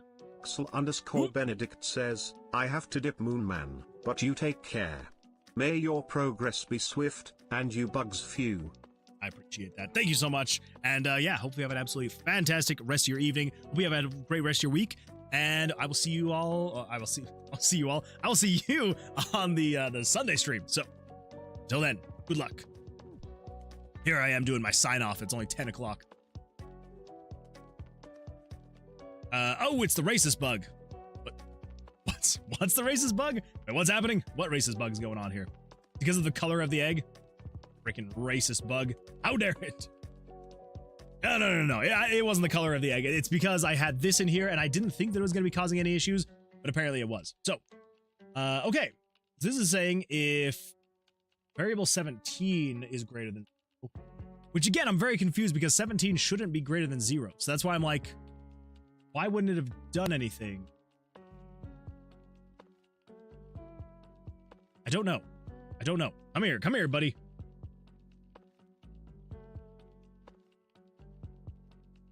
What is 17 at? 17 is currently equal to 0. That's why I'm so confused. I don't know. That's okay. Just throw it in there. We'll call it good anyway. All right, so you, showing egg in nest, no, showing icon in nest 3. All right, so we wait for 10 frames. I know she wears it on her back. No, she wears it on her neck, but she decided to move it to her ear to expose her neck. I like it. Her tail was docked due to her parents being scared of her instincts due to them being against their ideals. Typical. If you need moderation, just call me on Discord or something. I don't know. Thank you, Axel. I appreciate that. Okay. This is where I'm gonna need the actual icons. So we're gonna show this as image 34. This is going to be cosmetic. Just call it cosmetic. Cosmetic plus 17.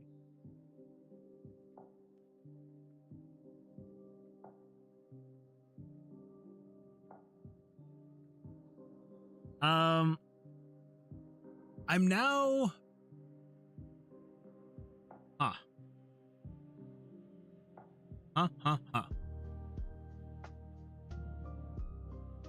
So here's the thing.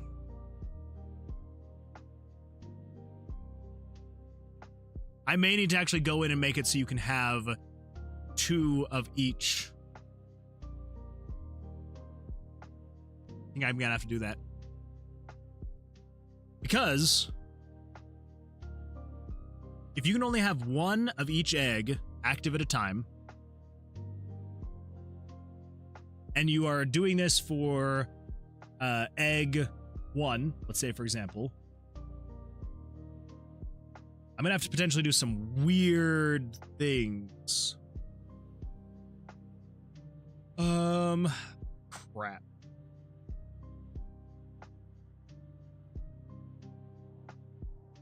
Because I was going to try and just link the cosmetic number, like the cosmetic ID, the ID of the egg.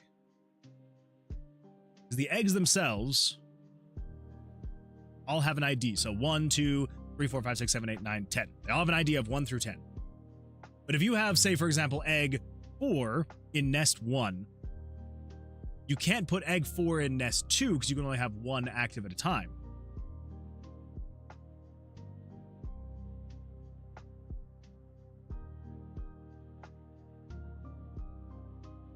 So then, whatever cosmetics, like let's say, for example, if egg 4 was the glasses cosmetic, and you were to put egg 4 in the first nest, you would not be able to put the cosmetic linked to that.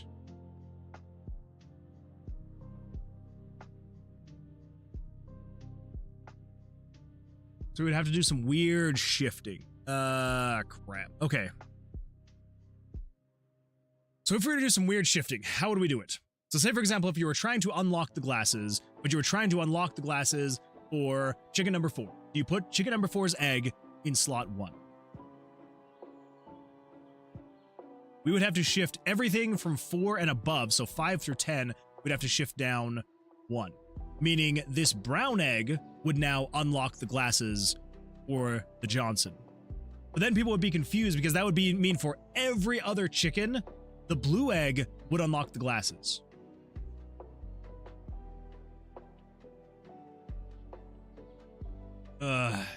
Yeah.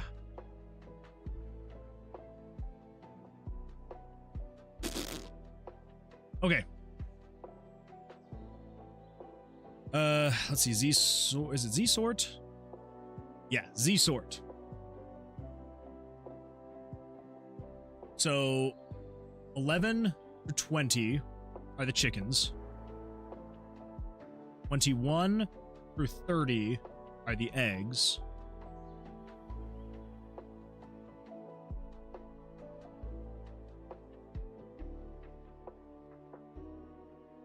So what can we do?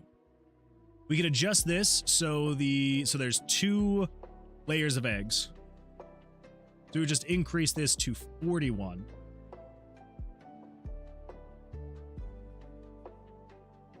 So we would use image layers 21, 11 through 20, and then 21 through 30, 31 through 40. Something like that. So we would have 20 image layers for the eggs, because they could each lay 2 eggs each. Okay?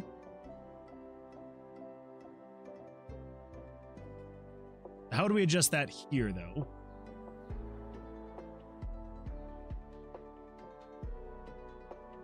I think we would just say, again, random number between that.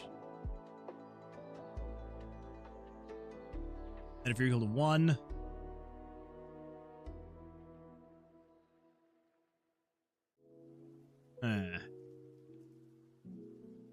okay, so we would have to... It's gonna be fine. It's gonna be all right. Let's do this. Yeah, let's do it. I think it makes the most sense in the long run. I think it makes the most sense. Yeah. Okay. Her outfit is a declaration that she feels safe with Talv, her half-dragonborn boyfriend. Nice. I'm going to spend 3 hours preparing character sheets for Deloon, Orville, Talv, and I feel like I said it right the first time. Taylai? Maybe I didn't say it right. On Sunday. Very nice. I'm very excited for that. Going to the email says, what are we working on? So we are working on the incubation portion of the game now. So we have all of the actual idle like chicken stuff working. So now we just need to get the actual other like little mini game type things working. The first one is going to be the incubation part. So the incubation part is going to be a little bit confusing, a little bit weird, but I think we can make it. So we were making really good progress until I just had this realization of the whole egg thing. So basically the way that it works is the chickens are going to lay eggs periodically. I've made the first 2 chickens lay them every single time. So whenever the chicken stops, it'll have like a 1 in 20 chance of laying an egg. When it does lay an egg, you'll then be able to switch over here to this menu where you'll be able to incubate eggs. So if you pick up this egg and put it in here, it would then throw it in right here. That's still broken. Oh well, so you throw it in there. And then if you were to pick up a second egg, so if I were to get this guy, he'll walk around a little bit, put an egg. I almost said plant an egg, lay an egg, and then I throw that in there. If I were to do this, it would then ignore the kind of brokenness of that part up there. Basically, you would then kind of incubate 2 eggs together, and it would then unlock a cosmetic item, which would then you'll be able to equip to the chickens, and they'll wear it, and it'll do special things. So that's kind of what we're working on right now, and it's a little janky right now.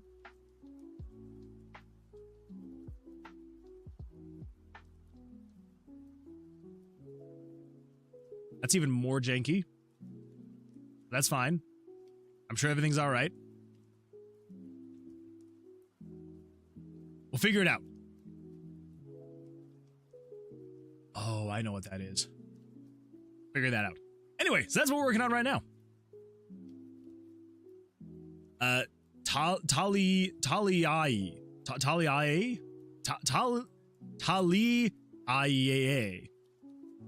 The last symbol is a Canadian exclamation of confusion. Oh, Taliai? I like it. I like that. Gonna lurk if that's cool. Absolutely, that is cool. You do not need to ask my permission to lurk. Totally fair, totally fine, no worries at all. I do appreciate the lurk, so thank you. Talia plus soft A. Oh, Talia A. I get it now. Okay, that makes way more sense. I like that. That's a good name. Yes, so here's what we need to do. Close enough. Or is it Talia? Talia A? Talia A? Is that close enough? I hope so. Okay, so let's just do a 1 through 2 on this one.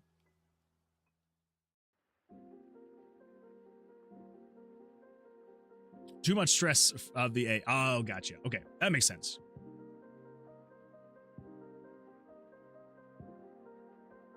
I'm gonna change this. Wait, no, yeah, less than 1. That actually makes sense. Yeah, that makes sense. No, it doesn't. Chicken 1 will only lay an ID of 1. We just need to say if you're equal to 0. There we go. Brian says, got some Taco Bell, and now I'm back. Ooh, that sounds good now. I can go for some Taco Bell. That sounds amazing, actually. Okay, so set it to 1 through 2. And then basically all we have to do here is we just say if chicken 1y is equal to 2, and then so long as chicken... This is going to be really confusing looking, but it's going to be fine, I promise. Chicken 11 egg equals 0. Then we want to say 31 egg 1 31 31. Yeah.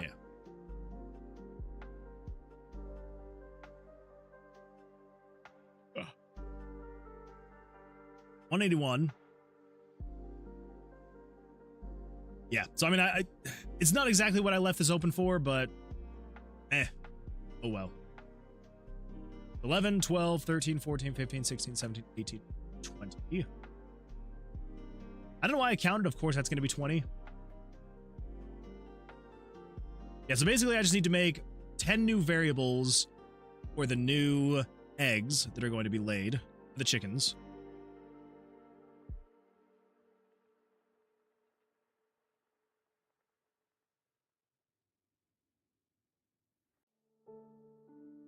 Chicken 11 equals 1.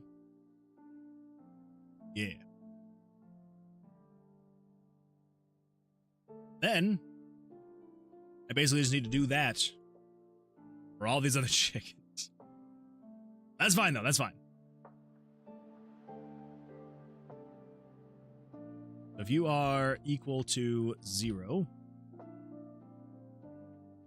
you're going to be 1 through 2.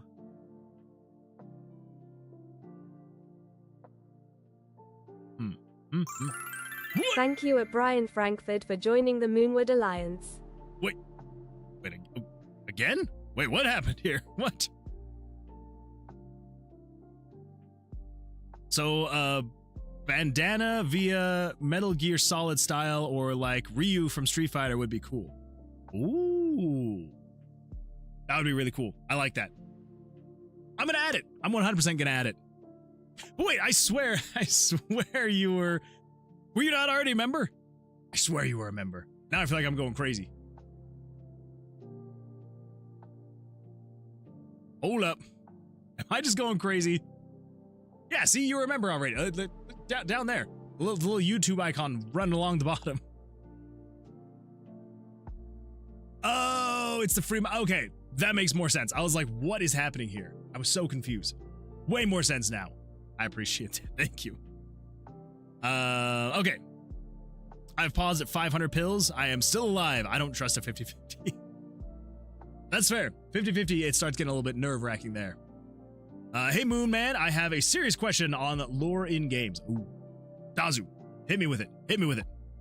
The more jingly it is, the better it is at catching fish. I assume it's the same in games. Gamedev, you're not wrong. You are not wrong at all in that. What do you get from Taco Bell? So I have two things that I have to get every single time, and that is Baja Blast and the nacho cheese fries. Those are just staples. I have to get those every time. Other than that, I go back and forth. I will usually, if they have a good box, I'll get the box. But in general, I usually go for a 5-layer burrito and like a soft taco. It's usually what I go for. But every now and then I like to go for like a chalupa or what's like the flat circle thing with like the hard. Is it the cheesy gordita crunch? Is that the one? Or it's like the okay, now I gotta Google it. Cheesy gordita crunch. Okay, that's not the one. That's not the one.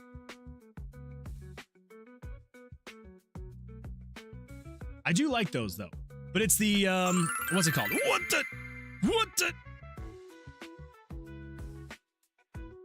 the Bryant, thank you. Holy smokes. Well, it's official. I'm gonna get Taco Bell. Probably not tonight, because it is very late. But I'm gonna get Taco Bell tomorrow, and I'm posting pics. I'm posting pics. It's happening. It's happening. Oh my gosh, Bryant, thank you so much. You did not have to do that, but I appreciate that. Thank you so much. Everybody, let's get some 07s in the chat for Bryant. I appreciate that. But I am in charge of DoorDash, though. That's fair. That's fair. As much as I absolutely love Taco Bell, I don't think I could trust to give my address to somebody to send me Taco Bell. But holy smokes, Bryant, I appreciate that. Thank you so much for that $10 super chat. I appreciate that. Thank you, thank you. But now I need to remember what it's actually called. The Taco Bell menu. All right, what is this freaking thing called? Everything's fine. Everything's all right. I agree. There it is. It's the freaking... Where'd it go? It's a specialty. Where is it? There we go. The Crunchwrap Supreme. That's what it is. This one. Absolute staple. Absolute staple. Yeah, so the Crunchwrap Supreme is usually one that I go for. Nacho fries, obviously. And, yeah. That's typically what I'll go for. Typically what I go for. But again, the must-haves every single time are Baja Blast and the nacho cheese fries. Yeah. What about you, Bryant? What do you usually get? Churro.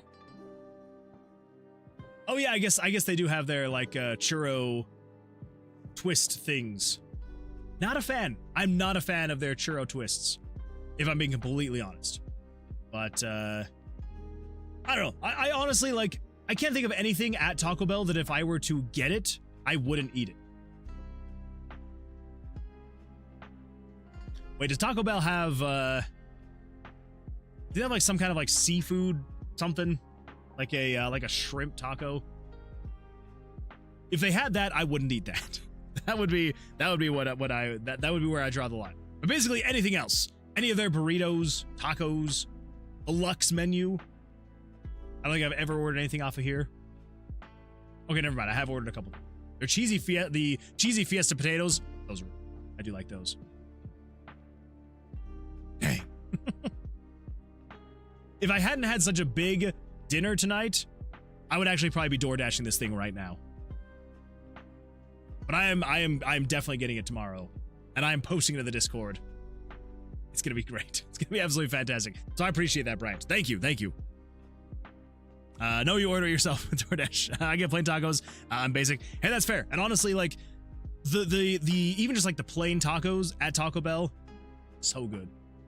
Now here's the question for you though: what sauce do you get? Like what salsa packets do you normally get? Do it again. I wasn't looking. Never. I won't. You Americans don't know how good you have it. Trust me. I know how good we have it. Oh, the fast food here. It's dangerous, but it's so good. Yeah, they're terrible. Still get them every time. Quesadilla is also peak. Ooh, that's true. The quesadilla is really good. Those were so good when I was a kid. Now, I mean, that's fair, but I feel like that's pretty fair for most things nowadays. Anything that what it used to be back in the day, not really as good as, now, but oh well. Popeyes has been trying to push their fish burger. Oh, that sounds horrible. Although I will say, spicy chicken. As Who says, I actually lied. It's 4 questions, Lamau. What do you think about narrative in video games? How do you come up with lore/ideas for a story? How do you know if a project is too much story-oriented, vice versa? How to know if it is too vague? Okay, let's see. So the first one. So, what do you think about narrative in video games? I have not played a heavy, like, story-driven game in a while. If I'm being completely honest. Growing up, that is all I played. Final Fantasies, I played every single Final Fantasy growing up, and I loved every single one of them. Loved them all, loved the stories, loved it. Nowadays, with being older, it's a little bit more difficult for me personally to get into story-driven, heavy narrative games, just because, like, there's times where, like, I only have 20 minutes to sit down and play a game, and if I'm gonna sit there and watch cutscenes for 20 minutes, then it's like, did I even play the game, or was I just watching the game? So I don't think it's necessarily a bad thing, but it is something that you have to understand that, like, some people will be playing a game for the narrative, and if it's, it's heavy narrative, great. But then the other people don't want to play narrative-driven games, and so you're just kind of, you'll attract different people if you're, like, super narrative-heavy. How do you come up with lore/story ideas for a story? Lots of notes, all sorts of notes, because here's the thing. You're never just going to sit down in front of a blank piece of paper and be like, okay, story time, here we go, and write down a great story. It's never gonna happen. Maybe once in like a freaking billion, you'll actually sit down and you'll be like, okay, great story, and you'll start thinking of something and you'll actually get through it. Honestly, the best thing for you to do is watch movies, play games, just enjoy other media, like just see what else is out there. And then if there's ever like a story beat that you like hear about in another, in a movie, in a TV show, in a game, in a book, whatever it may be, write that down, jot it down, and make sure that you hold on to that, because that is honestly the best times that I come up with different story ideas is when I'm watching something else, enjoying something else, and then something happens in the story and I go, ooh, that would be really cool, but if I did it like this instead. Because yeah, and like, and you know, obviously it's pretty apparent there's not really anything, any such thing as like an original idea nowadays. Basically everything has been done. But to find originality, you take what other people have created and you twist it into your own way. And you know, maybe twisting it into your own way is not, again, going to be exactly 100% original, but it is going to be creative. As long as you're being creative at the end of the day and you're like taking something that someone else has made and like twisting it into your own thing and you know, putting some kind of cherry on top, then that's going to be, you know, best case scenario, honestly, nowadays. But yeah, so that's personally what I do when I'm trying to think of stories. Is, you know, I never just sit down and go, okay, what am I going to write? How am I going to make this story progress? I just make sure, like, I've got a notes app on my phone, and it is, I don't even know how many hundreds of lines it is now, where it's just like random jotted down thoughts. I will say though, if you are going to jot stuff down really quickly, do not be vague. And a lot of times I will sit down and I'll be like, oh, and I'll like jot down like a 3 or 4 word thing. And in my head at the time, I'll be like, this makes sense. And I'll jot it down and I'll close the app and move on. And then I'll come back like a day or two later and I'm like, what the freak did I mean by brown shoes on deck? Like, what was I talking about? What did I mean by brown shoes on deck? And maybe if I, you know, think about it for a while and maybe it'll come back to me. But oftentimes, if I'm not specific enough, then I'm just gonna forget what I even meant. So, real like having some kind of reference to whatever it is that gave you that idea, you know, whether it was a book, the music, the movie, the TV show, whatever it may be, having a reference to that, you don't necessarily need to like reference the exact time code. It'd be like, it was this thing, and then here's like maybe the thing that was happening, and then here's my idea. Like a few different things to help you reconnect the dots when you go back to look at your story again is going to be a really great way to go about that. And then how do you know if a project has too much story, is too much story oriented? I don't think there's such thing as being too much or too little story oriented. Obviously, you don't want something to be too vague, and that's where I would suggest, especially if you're doing something very story oriented, trying to get your game or whatever it is you're creating into the hands of other people as quickly as possible for testing purposes.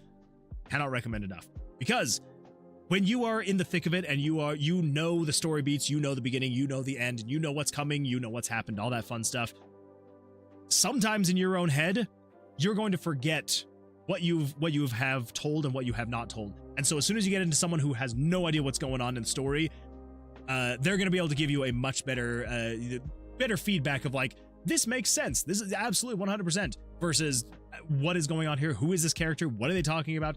So maybe there's something you missed, but in your head, you had the dots connected already. So making sure that you have other people looking at what you're creating as soon as possible so that they can hopefully let you know and be like, oh wait, this doesn't make any sense, what's going on here? Maybe in your head, you're like, oh, well, this makes sense because this other thing was going to happen and maybe then it hasn't, and I changed how it's happening. So yeah, so making sure that other people can take part in it as soon as possible, highly recommend. But yeah, again, there's not really any definition for like there's too much story going on or too little story going on. It's just, you know, if you want to make your game where it's non-stop story and then maybe there's some quick time events here and there, it's still a game. There's plenty of games like that. And yeah, so it's not necessarily a bad thing to have too much going on story-wise. But again, if there's someone who is wanting to play a game and not necessarily completely, you know, constantly have their hand held and showing them where to go and what to see and what to do, that will create some issues for them. But then you have other people who want to have that story basically spoon-fed to them. They want to basically have the book reading experience, but on screen that they can kind of interact with every now and then. So yeah, so don't think that there's ever going to be too much or too little. For me, the skip button is non-negotiable. Yes, if there's going to be a long, drawn-out cinematic and I cannot skip it, it's not necessarily going to make me stop playing the game, but it's going to be a little bit frustrating for me. Because sometimes I just want to play the game, and I'm like, you know what? You've got your whole backstory, whatever. Like, bare minimum, at least being able to, like, skip messages. So you can, like, skip parts of the story. That one is nice, too. So, I hate Tomb Raider's intro, hence why my novel stories are stalled. There you go. There you go. Hopefully, that was useful for you. I hope so. Less story, the better. There, I said it. There we go. Some Randev has spoken. Less story, the better. Personally, I would agree. Again, I love RPGs, loved Final Fantasy growing up, but I kind of just want to get in, play a game, have some fun, get out, that kind of a thing. So, anyway, yeah. No lore tracking. You did neither me nor Moon. Wait, no lore tracking. You did neither me nor Moon. I'm not quite sure what you're saying there. We peaked with Metroid Prime and things have gone downhill since. Yeah, if you can just have like really quick story beats. Like, I don't know if you've ever played Path of Exile 2. So, and it's, you know, it's kind of similar to like, you know, say Diablo or something like that, where there's all sorts of story going on. There's all sorts of lore going on, but you never have to like stop and sit and watch it. And like on the rare occasion where like, you know, you're changing from chapter to chapter, act to act, there will be cutscenes in between, but you know, they're a couple minutes and then you're on, but you can skip them. You can skip them. The great thing about them is with the dialogue, you can skip every single message and just go, and then move on. I like that. Like in Path of Exile 2, I'm pretty sure it's the same in like, you know, Diablo 3, Diablo 4. It's been a while since I've played Diablo 3, never played Diablo 4. But like in Path of Exile 2, as you're going along, you're exploring things, you will find things that there'll be books and stuff like that, with like journal entries where it's like, if you want to read that book, and you know, it's all voice acted, it's like, it's not like you have to like sit and read a book. Like it will tell you what's going on in the story. You can also just close it out if you're like, I do not care. I do not care. Or you can have it be playing in the background as you're continuing to play the game. That one I feel like is like the perfect balance, where it's like for the people who want to like sit and absorb the story and listen to everything everyone has to say, they can do that. And for the people who want to just skip past everything and just be like, I just want to go kill some more monsters and collect some more loot, then that is in there for them as well. Yeah. Unless replies didn't work. Wait, my previous message was in a reply to the message I replied to. Oh, gotcha. Yeah, I only saw like the first reply. That makes more sense. I want to avoid text messages at all costs because if it bores you, at least it's not in your way to complete the game. There. I like that. I haven't, but you've sold me. It's really good. Honestly, it's really good. I love Path of Exile 2. It is such a good game. If you're a fan of games like Diablo, but you have to pay for it still. But once it's out of early access, it will be free to play. So if you wanted to wait until it's free to play, you could. But I think for now it's like $30 or something like that. So it's not too bad. Not too bad. Like Kirby Super Deluxe, Dialogues, and Star Fox. Exactly. Sky Children of Light has lots of cutscenes, and you have a toggle that can disable all that are not required. See? Perfect balance right there. Just says, I always get 2 beefy 5-layer burritos, and they have a Mountain Dew Zero. I'll get that. Ooh, that is a good combo. And sometimes the Fiesta potatoes. Yeah, I like that. Is the demo out yet? Hootie Hand, welcome. To answer your question, no, not yet. But one of these days. One of these days it will be. How you doing, though? How you doing, Hootie Hand? Okay, I'm gonna get back to work now, because clock is ticking. Hootie beg for a coin flip. Don't do it. We already did a coin flip. We could do another coin flip, though. We want it. We could do another one. Okay, if chicken 2y is equal to 2, then we're gonna say chicken 12 egg 0 to be... Oh my gosh, you know what I just realized? So this is going to be 32, egg 2, and we want to keep 12. Okay. That means if you come over here, we actually need to change this back to 11. 11. Make a wish.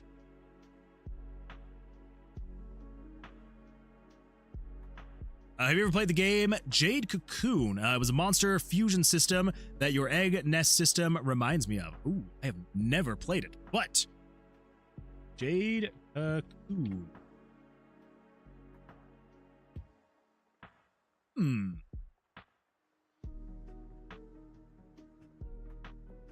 Interesting. I do love me a good PlayStation game. Oh my gosh. Well, I'm gonna need to watch this. Apparently, Josh Strife Hayes has a video about it, and I have not seen it. Or maybe I have. Maybe it was just a long time ago and I don't remember it. Yeah, I'm gonna have to watch that because maybe there'll be some good ideas in there that I'm gonna have to borrow from. Yeah. But that's awesome though. I like that. It would take qualities from both monsters and create emergent new monsters with it. PS1. Okay, yeah. I like that. I like that. Yeah, it's very, very similar to this. Diablo sauce. Ooh. Okay, that's a little bit too hot. See, I usually go for the fire sauce. I like the fire sauce. Sometimes I'll just go with like the hot sauce, which I hate asking for hot sauce. Because even though it is called the hot sauce, because like you have the mild, the medium, the hot, and then you've got like the fire and then Diablo. I hate asking for the hot sauce. Because every now and then someone will, like one of the workers will just be like, you know, they'll be like, what sauce do you want? I'll be like, oh, I want the hot sauce. And they'll be like, okay, but which kind? And I'm like, I want the sauce that's labeled hot. Please. So usually I will just ask for the fire because I like the flavor of the fire just as much as the hot. And I don't get as many questions from people being like, okay, yeah, you want hot sauce, but what hot sauce? And I'm like, anyway, Unboxed is our child right now. True, that is our child. Wait, Gamedev. Wait, did you miss the coin flip, Gamedev? How did you get first and also miss the coin flip? I'm doing good. A coin flip will be nice. All right, everybody, we're going to do another coin flip. Here we go. Manage predictions. Let's start a prediction. Heads or tails at coin flip. All right, everybody, 5 minutes on the clock. Make sure to get your guesses in there for the coin flip. We're going to do the coin flip. It's going to be an absolutely magical time, so get your guesses in there. Get them in there. Just so everybody knows, tails did already win tonight. Take that as you will. I've never played Kid Icarus Uprising, but I think it's one of the best ways to show story and game at the same. I wasn't able to be here for the first bit of the stream, but I still snipe first always. I mean, that's fair. That's fair. You gotta snipe it. You gotta snipe it. But Bryant, I did ask a question, and I think you may have stepped away for a little bit. What sauce do you usually get with your Taco Bell? I had the app open and ready. I'd be disappointed if you didn't. I'd be disappointed and a little concerned. A little concerned if you hadn't. Okay, so basically at this point, I just need to update all of these. So we just need to say if you are... I'm just going to make sure this actually works first. So I may have broken it. Maybe. I hope not, but I may have broken it. Let's see. Are you going to lay your egg? Ooh. Are you going to lay a second egg? Ooh, that's what I was worried about. Unexpected token. Crap. All right, what did I do wrong? What did I do wrong?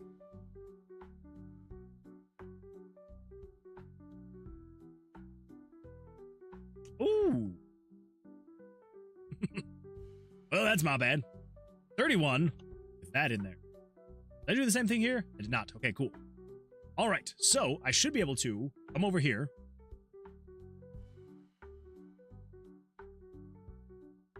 Should be able to do... Open up this guy.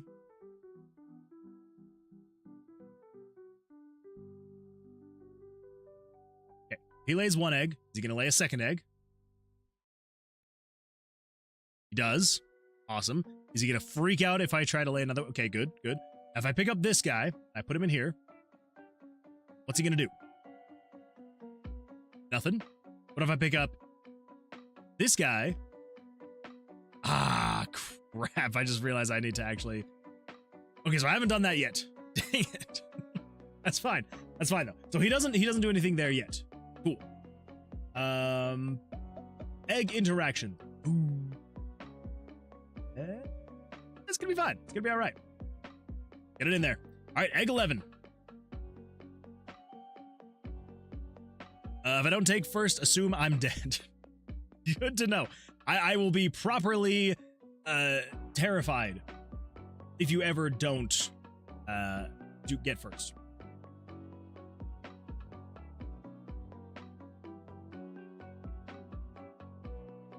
Oh, that's right. That's right. Okay. Yeah. So then if picture 31 exists, if present 31 exists, 31 exists, 31, And if mouse is greater than or equal to 31, 16,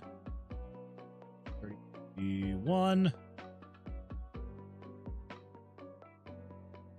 1, and last but not least, 31. Okay, an egg selected is going to equal 11. Okay. Pick swap.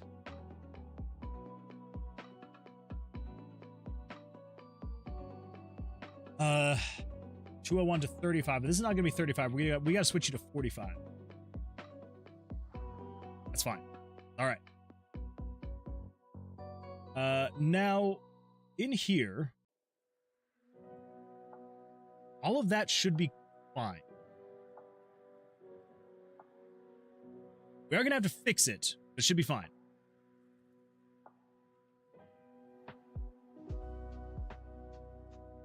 Oh yeah, I also added a way to just quickly spawn all the chickens. So there's that. Good times. 0 points. Wait, Squirrel, do you still have 0? What? What? No. Or do you mean you bet it? You bet all points? I guess I can see that. I'm broke. Drop 10k points, Squirrel. Do it. Okay, so you do have actually 0. That is crazy. I'm going all in on Tails. What? Who did know? Sorry, some Gamedev. I am broke, mana. I can't take your points because I'm also Tails. Oh. That's gonna be awkward. But I can at least have a portion of those heads points. True. Greater bids 2k as well. I bet all mana points. Proud of you. I'm proud of you. Okay, so if we pick up this egg, generate property X of undefined.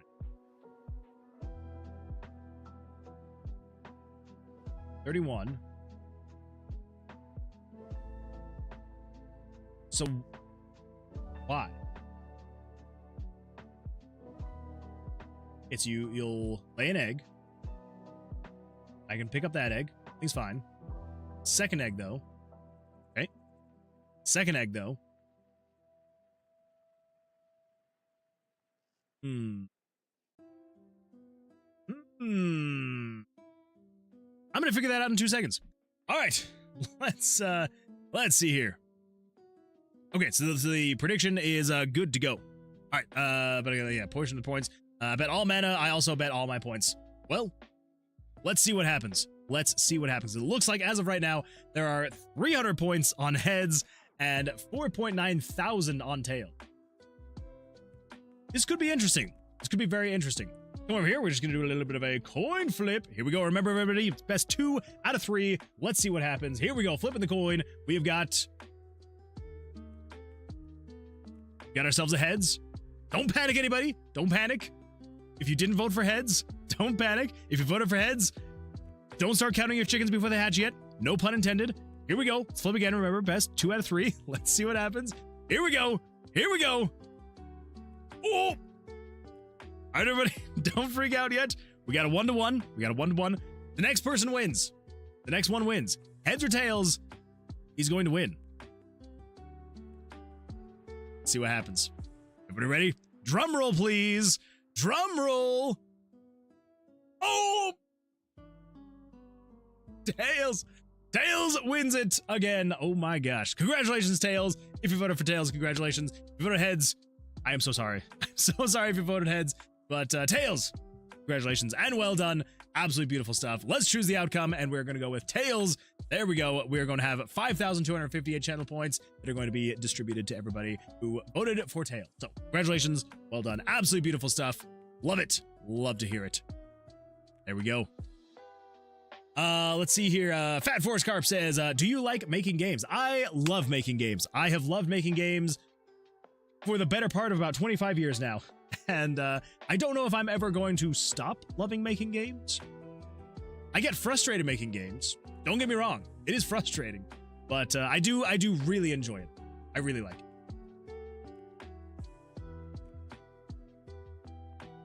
Okay, so that's placing an egg in nest 1, nest 2, and then putting the egg back.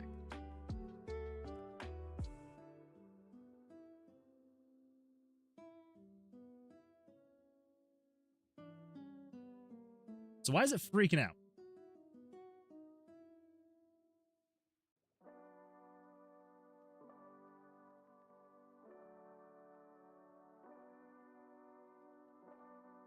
Oh.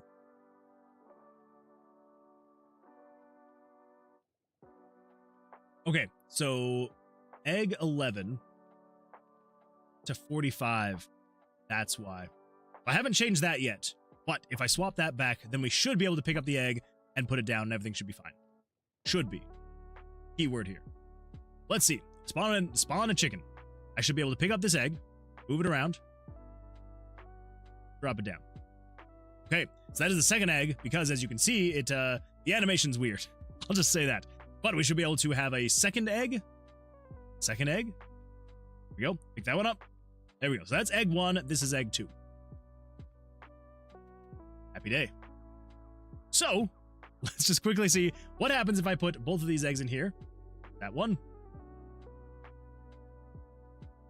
Why cannot I pick this one up now?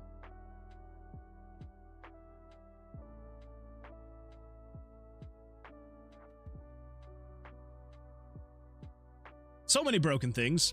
So many broken things. Oh, why did I have to build this so much to just rely on one egg each? Oh well. This could be really bad. Tails could be the biggest transfer of wealth in Moon history. Tails, woo! Congrats on Tails. I'm happy I didn't lose everything. Wait, Scoiled? Was that you on heads? Was that you on heads, Scoiled? I should have bet more. Black Shift says, I'm curious, why did you use the built-in picture commands?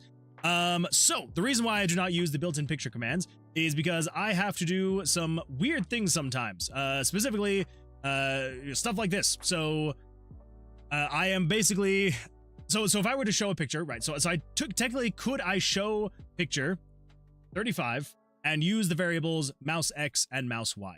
Absolutely, I 100% could. But since I'm using the JavaScript, I can then say, set the picture to be equal to the variable mouse Y plus 40 pixels. So that way I can basically say, here is the starting point, but then I also want you to move just a little bit up or down this way or that way. So that is why I love using the JavaScript, is because I can make those small increments like that. But the other great thing about JavaScript is I can adjust what image is actually being shown based off of variables. So if I come over here to, I believe it's this one. Yes. So I can have it. I guess it's not. Actually, no, it is this one. So I am showing image 34. So say for example, normally if I were to say show picture 34, right? And I'd say, hey, you're going to show picture egg big 1 or egg big 4, right? And it would show that picture. Great. Awesome. But if I needed to then also be able to show, say for example, egg big, so egg big 4, I need to show egg big 5, 6, 7, 8, 9, 10. I would have to make some kind of, probably go in and do like a conditional branch, right? And just say, hey, if the egg that the player has picked up, just say, for example, if, so if, where is it? Oh yeah, that's right. It's, so if egg selected is equal to 1, then I want to show picture number 34, and it's going to be big egg 1. But if the player has picked up egg number 2, then I want you to show image 34, big egg 2. But instead of doing that, instead of like throwing in all these conditional branches and saying, hey, if if the egg selected is 1, show 1. If yours 2, show 2. All I have to do is I come in here and I say, okay, we're showing image layer 34, and we're going to show, obviously, not the exact example, like we're going to show image cosmetic plus variable 17. So whatever value variable 17 is, it is going to add that number to the end of the name. And so say, for example, if I want to show cosmetic 1, instead of saying, hey, if X, Y, or Z is equal to this, show cosmetic 1. If X, Y, or Z equal to 2, show cosmetic 2. I can just say, hey, show this image, show it as cosmetic plus whatever this variable is. And so if it's variable 1, show cosmetic 1. Variable, if it's equal to 2, show cosmetic 2, so on and so forth. So it is weird, a little different, but it makes things so much more efficient because I can just come in here and just say, show that picture, and it does that. And then, of course, being able to do other things like, hey, show picture or move picture 33 and move it to its current X position and its current Y position plus 50.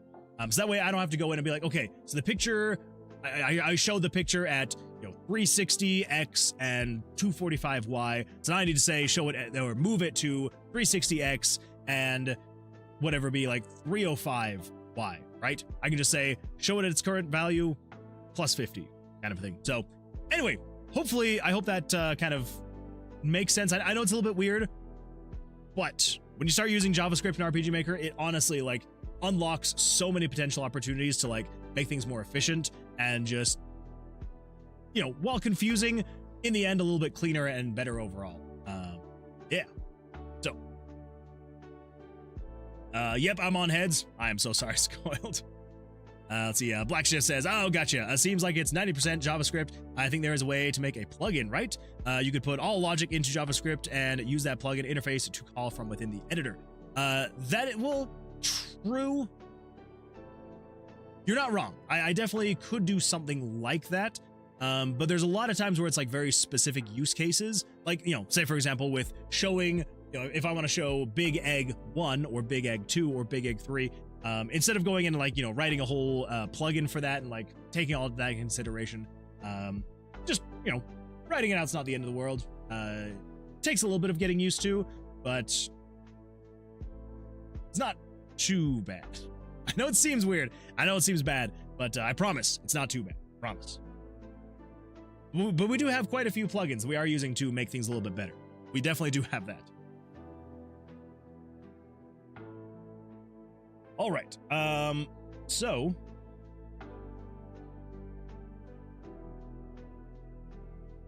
in here,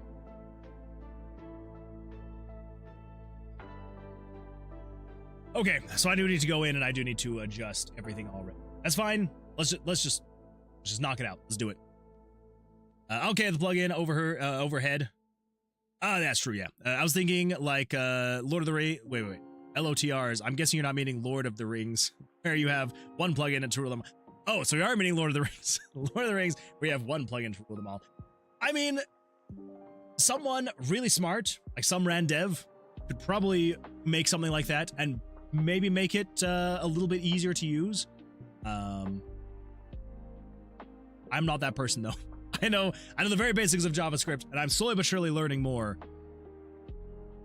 But definitely not smart enough to create a plugin like something like that. Some RaZeR mentioned. That's true. You were mentioned. Some RaZeR. We're just saying you're smart. That is all. You can go back to hibernation. Okay, so instead of 35, we're going to switch any 35 reference to 45. Yeah. I was half paying attention. Sorry, Lamau.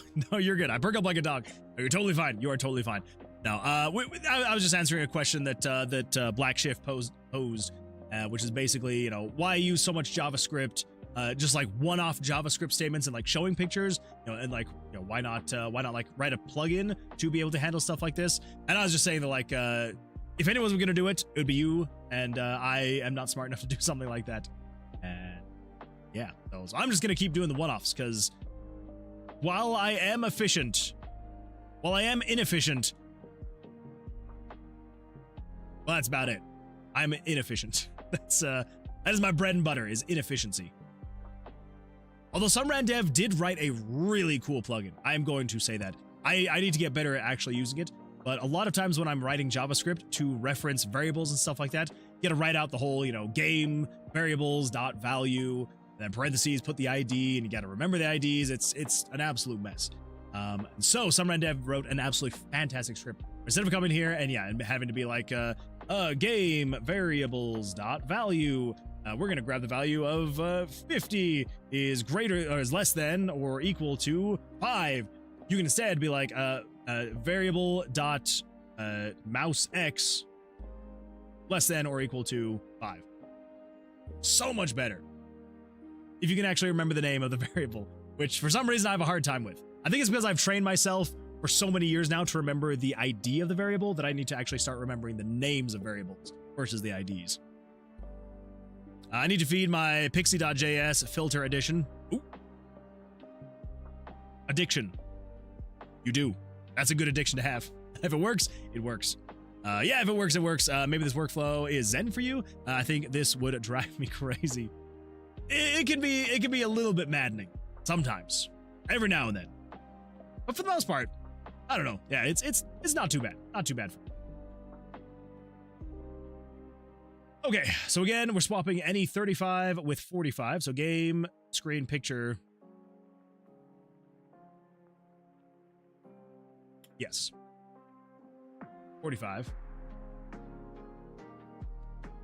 Oh, I also need to make sure if there's any reference. Picture 35. Okay, so there's not in there. Cool. Nest 2, again, there shouldn't be any reference to that. 32 with 45. Then 45, change the name to egg plus variable egg selected. Move picture 45.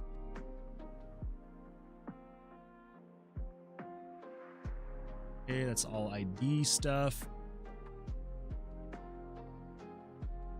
Swap 45 with 31. 31 goes there. Oh. Okay, we also need to figure that out. So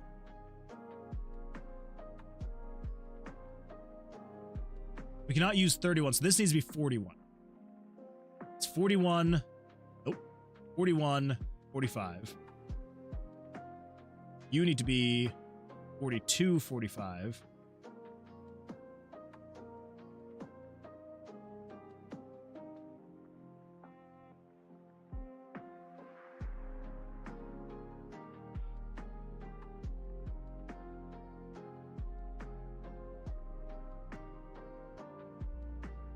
Wait.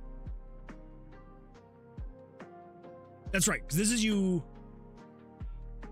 picking up from nest 1. That's right. Okay, so we're swapping 41 with 45. We're swapping 42 to 45. And 45 does that. Okay, all right, never mind. We're good. Yeah, that's the actual picking up from the nest. 45, now placing the eggs.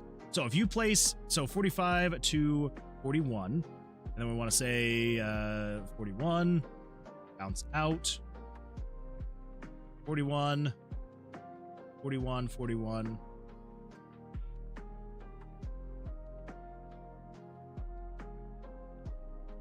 41. 45, 42. 2. I just need to put these in the same JavaScript again. I had them in the same one, and then things were going weird, so I separated them. And I don't think that actually fixed it, so I just need to put them back. But it's neither here nor there. So 42. Okay, and putting the egg back down.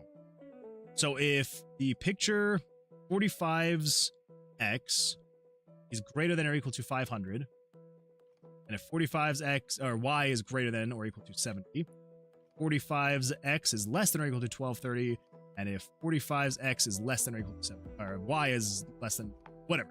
Okay, 45. Go. Variables. Move picture variable 201 plus 20. I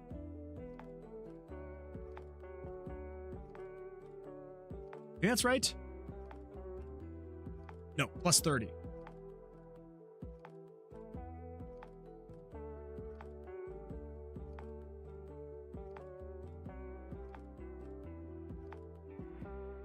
You should be moving, putting it back down. I think that should be right. Plus 20? Pretty sure. Okay, so 35 is 45. Random number. Pick swap 45 with whatever you've selected. Okay, that should be all the egg interactions.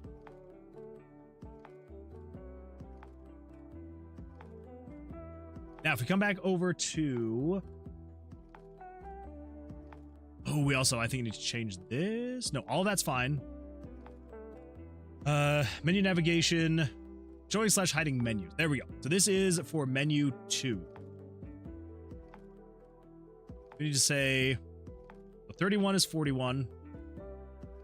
41. 42, 42, 41, 41, 42, 42. 33 is 43.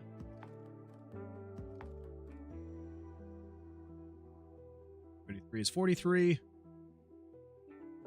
33 is 43, 43, 43. X and Y. Race 43. Okay.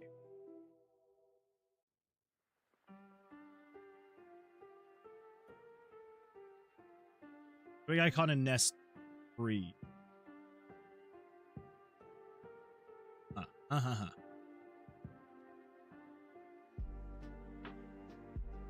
201 contains the ID of the picture that you are holding.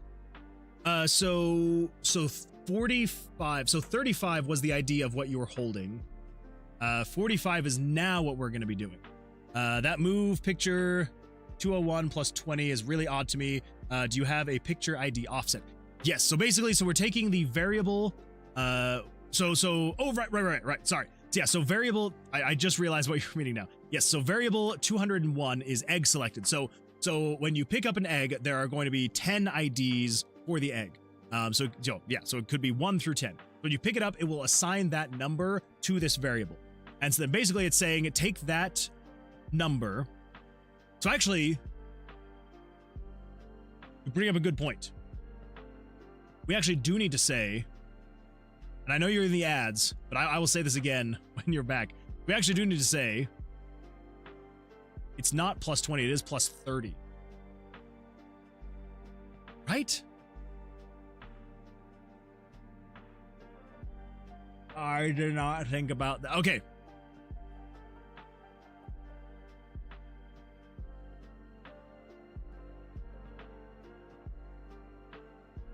Yeah, let me know when you're back. Okay. So when you pick it up, it's either going to have it be equal to... Okay. Crap.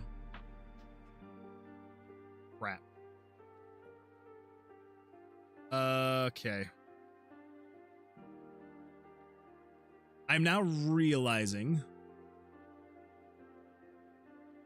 these are going to need to have distinct IDs.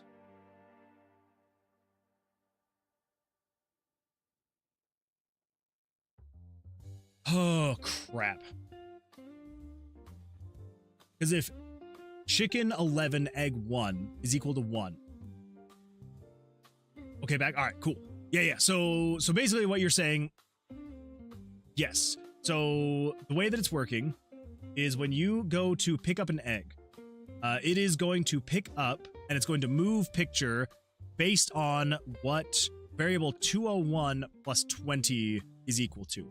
So basically we're wanting to say, so if you pick up egg with like the egg ID 3, right? So you would say, pick up the picture ID 3 plus 20, which would be picture 23. But in this case, this is putting the egg back down. So image 45. So that's the image ID. That is when you pick up the egg.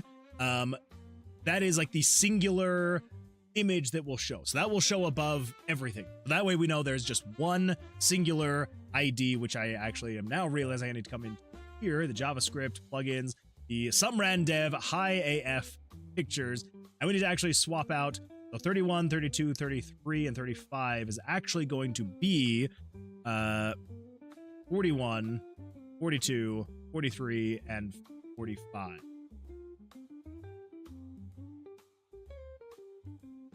Yeah. I hope. We'll see. Yeah, so basically that will put the pictures above everything else. Yeah. So anyway, so that's the reason why we're doing it. So that is the ID, which is why I, again, kind of have to use JavaScript for this, is because I need to move a picture, but it doesn't need to be just a singular picture. It needs to be a picture based off of what variable 201 is equal to plus 20. So if you have picked up egg number 4, it's going to be equal to 4 plus 20, which would be 24. And so it knows to move image layer 24 to wherever the mouse is. Yeah. I believe if I were to come in here, let's just spawn a whole bunch of chickens so we can kind of get a good example of the eggs. So as of right now, this golden egg right here should have other chickens like be able to walk behind and on top of it based on the Y position of the chicken. So if it's standing behind it, so like actually this is a pretty good example. It's like showing like as it moves and it changes its Y position, it moves either in front of or behind the egg without actually needing to change the Z axis of the picture. That is all being taken care of in a plugin that was written.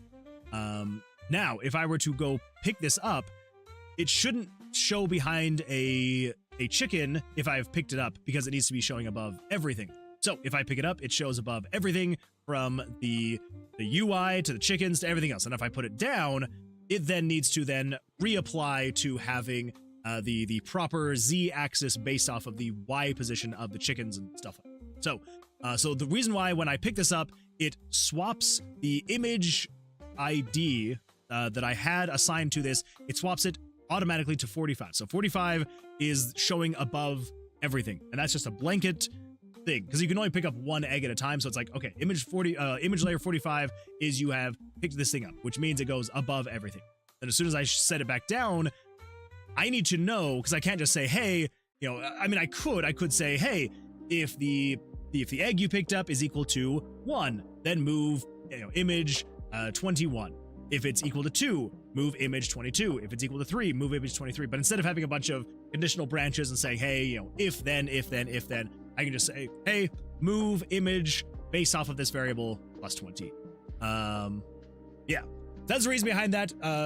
It is a little bit weird, but again, in RPG Maker, since basically everything you see on the screen here is just pictures. So the chickens are pictures, the eggs are pictures, the whole UI stuff is pictures. It's all pictures. And so trying to get it to work correctly is a little bit weird, but I don't know. It works in the end, kind of. So yeah, Black Shift says, okay, I see. I can see what's going on here. I think it's a bit different. You're having to track the state very carefully. It does have to be tracked pretty carefully. Do you run into picture ID collisions or an overflow? Not yet. And hopefully I won't. Yeah. So as far as like the picture ID collisions. So, I mean, you know, obviously with RPG Maker, like each image has to have its own distinct ID, right? And so that's kind of why I'm having to be like very careful with like which pictures, like when I pick up a picture, an egg, I have to make sure that when I put it back down, it retains that same picture ID. Because if I were to set it down and just say, all right, you're 21 now, it would then go in and erase picture 21 if I had picked it up. So, because this is image layer 21. This one right here is 21. This one is 31. The reason why I know that is because this one does not have any kind of like animation style to it. It's like when I pick it up and I put it down, it just like linearly sets back down on the ground. Like it's bigger when you pick it up, and then when you set it down, it then slowly moves back. Versus 21 that has the animation, it kind of like does this little bounce thing, right? So, yeah, that's that. But yeah, so in terms of like running into ID collisions, overflow, stuff like that, I feel like it would be, I know that it would be a bigger problem if I was using RPG Maker MV, but with MZ, where you can like increase the amount of pictures you can have past 100, it actually helps a ton in like just helping spread them out so much that I'm like, you're over here, you're over there, you don't touch at all, and it does make it slightly easier. Because like in terms of like this one's actually a bigger one, where it's like if I have a whole bunch of chickens, if I start petting a chicken, all those hearts, they're just pictures. It's literally just pictures that I have show it. They show at the X and Y position of the cursor, and so so if you're petting the chicken, obviously the cursor is going to be over the chicken, and then as it moves, it then just takes the position of the heart image, and then it just says, hey, now move this image at this image's X and Y minus 100 or something. So yeah, kind of weird stuff. But it works, so I don't know. For the most part, it works.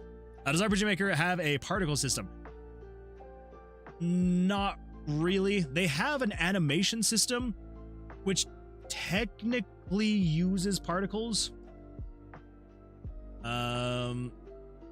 I've actually literally never used the animation system in RPG Maker. But it does technically use particles in here.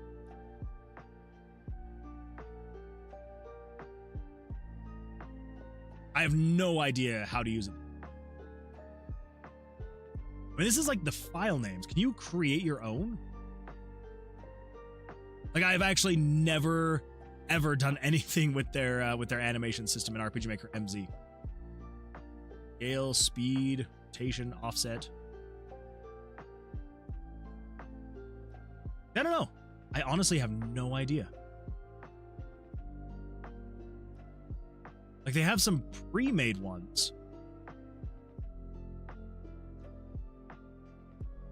I might have to look into that, because that could actually be a little bit better. It could be slightly more efficient if I were to do that instead. Yeah. Those just look like animated sprites that show particles. Yeah, it's kind of what I'm thinking.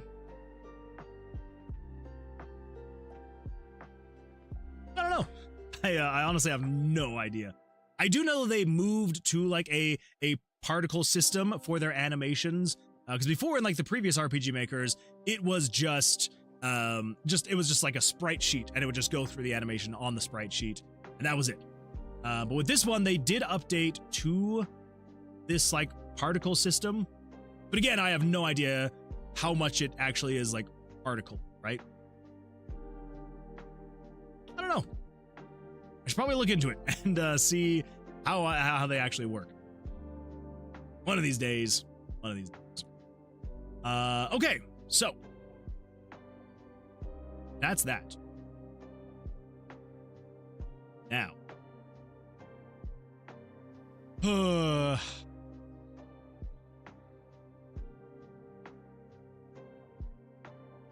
so I do. That's right. Can I have, because I believe it has issues. So if I have a chicken that lays an egg, and I put one of the chickens over here. So this is the number 1 egg. I put it in there. And then this guy should lay egg number 2. I pick that up. Okay. Generate property X of null. Oh, that's right. I was still doing all this stuff. Okay. So menu navigation. Showing / hiding menus. Here we go. So 41, 41, 42, 42.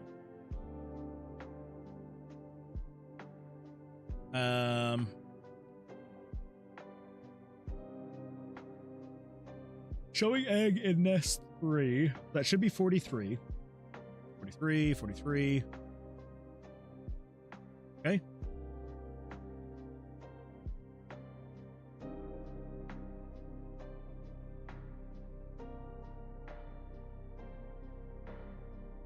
Showing icon in nest 3.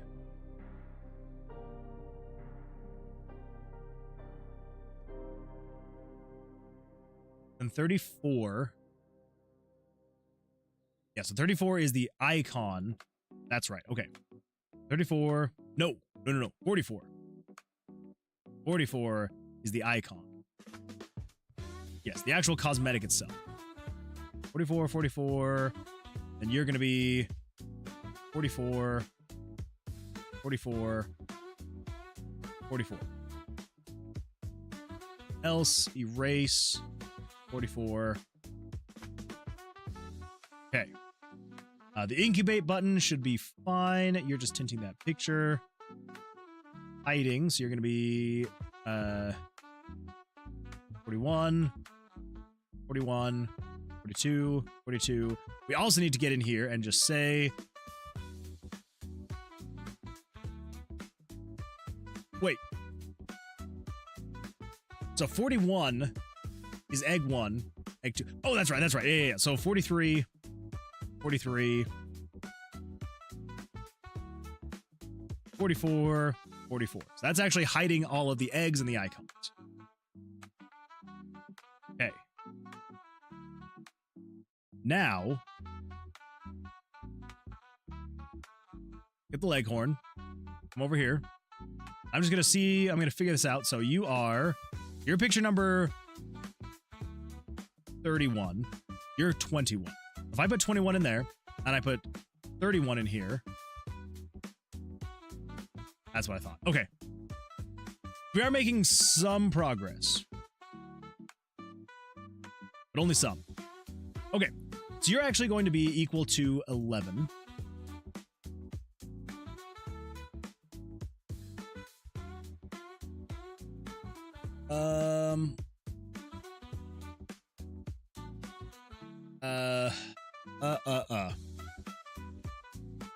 For simplicity's sake, don't judge me.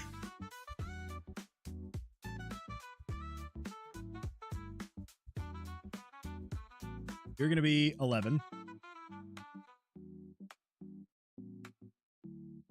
You're going to be 12. Again, I will fix this later in code. You're judging? No, please, please, no judging. 14. 15. Eventually, I will replace all of these because we're just going to do it in code. But for now, this is going to make it way easier to just show these images based on the new IDs that we have going higher. 18. 19. Last but not least, 20. Okay. Cool. Busy trying to get this. Platt forgot we were live. No worries, Loki.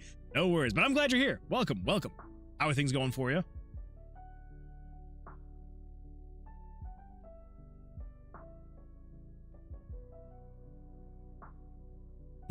Lord of the Rings music, so timely. Ah, so very timely. All right, so if I put this guy here, and then lay another egg, buddy. Lay another egg, please. Nope. Now what if I put you here?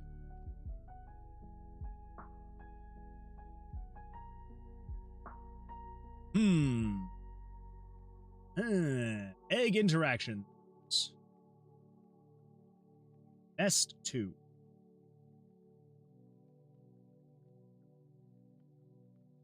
So this is you picking up.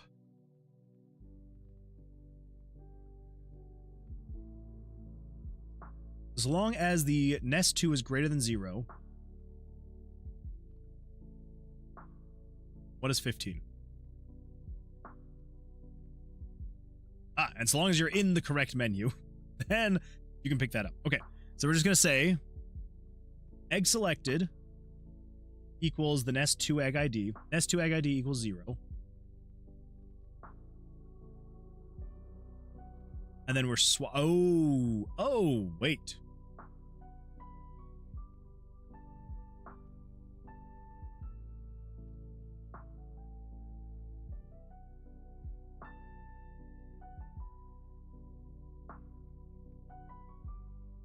That's why. Hold up. Gotta do the same thing here. Again, do not judge me. I'll fix this later. I'll fix it in post. 12. 13. 14. And by post, I mean code. Fix it in code later. 15. This will at least get me on the right path. 16. 17. Or should I just leave it like this and just make everybody cringe at how horrible it is? How horribly inefficient? 19. And 20. Go. Horribly inefficient. Very inefficient. But hey, we went from being... What would this be? We went from being 46.8 kilobytes to 93.6. We're breaking the bank here on space. We should be fine. Oh, wait. Other thing, the last thing. Oh, I gotta figure out how to do this better. There's gotta be a way more efficient way to do this. 31. 2. I know there is. It's just janky. 5, 6, 7, 38, 9. 6, 7. You always get me on that one, don't you? Good times. On the last trophy I need, but it's not popping for me. That's not good. It's not good. You're so close on the plat. A bigger game equals more money if you can get $1 per megabyte per sale. This is completely made up. I think you're onto something. I think you're onto something, Black Shift. I'm pretty sure that you are correct in this, that the bigger the game, the more money you can charge. So at this rate, I should be able to charge a lot. Okay, now I will not actually be able to tell which one is egg 1 and which one is egg 2, because they both should have the animation now. So this could be egg 2 or egg 11. Let's see what happens. Throw that in there. Throw that in there.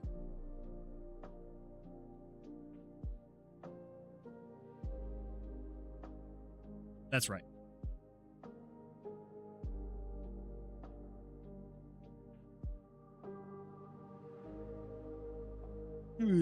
Okay. So, I mean, it's working better now. It's working better now. We're getting closer. So with the incubation. Nope. Yes? No. Showing/hiding menus. This is the one. This is where it's kind of making it look a little janky, because it's waiting here. So we're going to get rid of that wait and just see what happens. Let's get this guy. Get this guy. Lay your egg, good sir. Now if I put this here, I think that's fine. I'm not that worried about the animation process of it, like, animating at the same time. That just looks way cleaner. Way cleaner. Yep. There we go. All right. That's looking way better. I can put those back out here. We've got 2 eggs. There's 2 eggs in action. Then it does not allow the chicken to lay another egg, but you should be able to put 2 eggs in here. So yeah. Now I'm pretty sure the reason why it's animating that twice is because this right here. Yeah, that's what's actually animating it a second.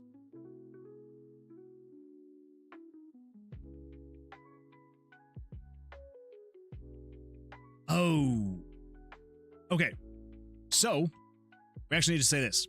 We need to say, and if game screen dot picture 33. This is basically just saying,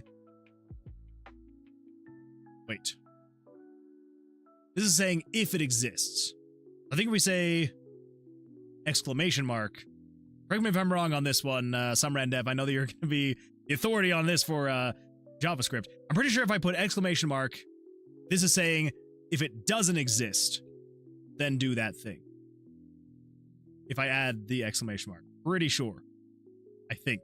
That should work? Okay. That's what I was thinking. We want to take into consideration only do this if the picture doesn't exist yet. But if it does, then don't do that second thing. So, we should then be able to come in here, get a chicken, get the eggs. It should only animate the top egg just that once when it does it this first time, which it does. And then if we put in a second egg,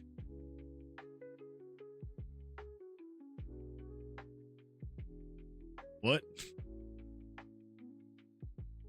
Oh no! Oh, I just realized what happened.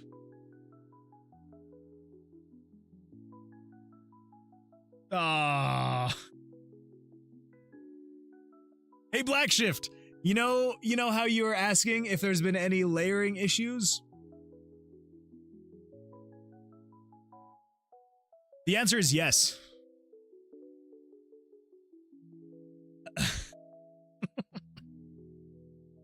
Anyway, let's give that another try without accidentally petting the chicken. Ah, crap.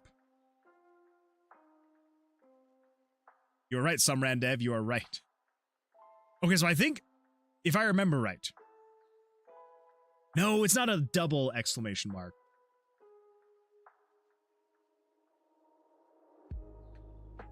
First guess is to reduce the number of eggs, maybe a dozen. Well, so I do know the issue. Here's the issue. So the issue is if we go to Chicken Lovin', which this is doing the animation for the hearts, right? So I have the hearts starting at image layer 41. So if I come in here and I adjust this to 51,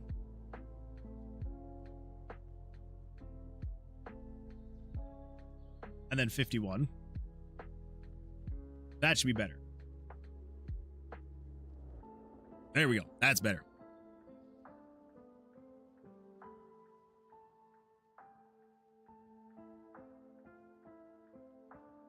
Let's see.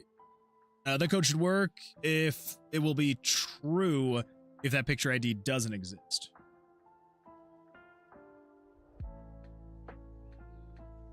Yeah, so we only want this to execute if the picture doesn't exist. So it'll be true if that picture doesn't exist.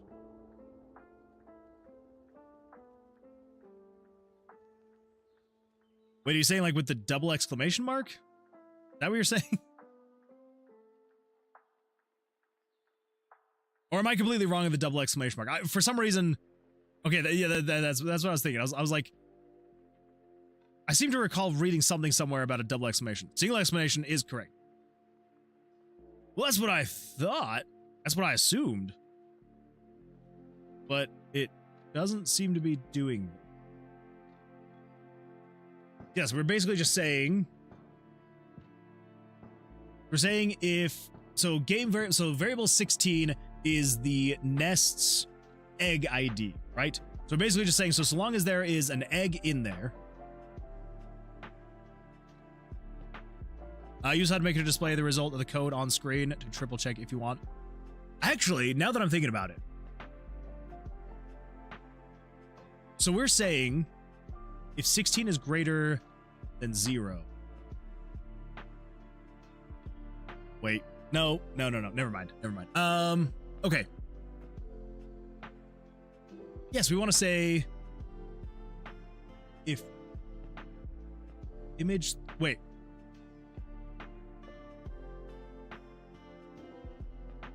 Then big egg is 43.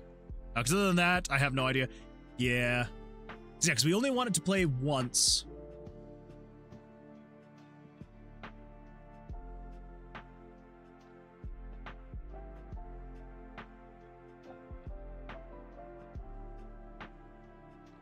And it shows image 43. Wait.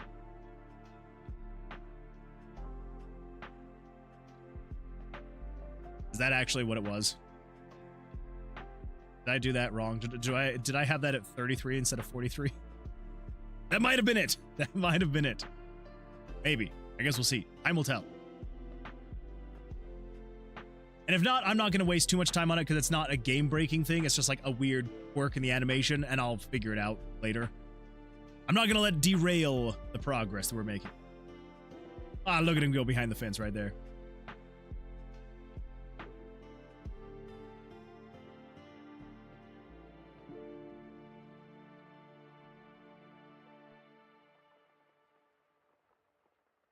Okay, that's my bad. I then have an else handler. so it's technically, oh my gosh, I'm so stupid. I'm so stupid. All right, grab that. We're just gonna do this the simple way. We're just gonna say conditional branch, you, there we go. And then we'll just grab all this stuff, throw you in there. Happy day. That's all I care about. All right, there we go. Whatever. It's the lazy man's approach, but it checks out. It's an old code, sir, but it checks out. What a horrible way for me to quote that. That's my bad. Okay, animates once. As long as you drop your second egg. There we go. Hey, look at that. It doesn't animate again. But if I do this, then it does animate the first time, but not on that second one. Ah, that makes me happy. That makes me happy to see. Now, if I throw these guys out here, get the homebody out here. Hey, Mr. Homebody, would you lay an egg? Look at that. I can be like that. Yeah. Now, that one's going to be very broken because I haven't gotten all that working. So, we now know on this first one, everything's working. We need to do that for all the others.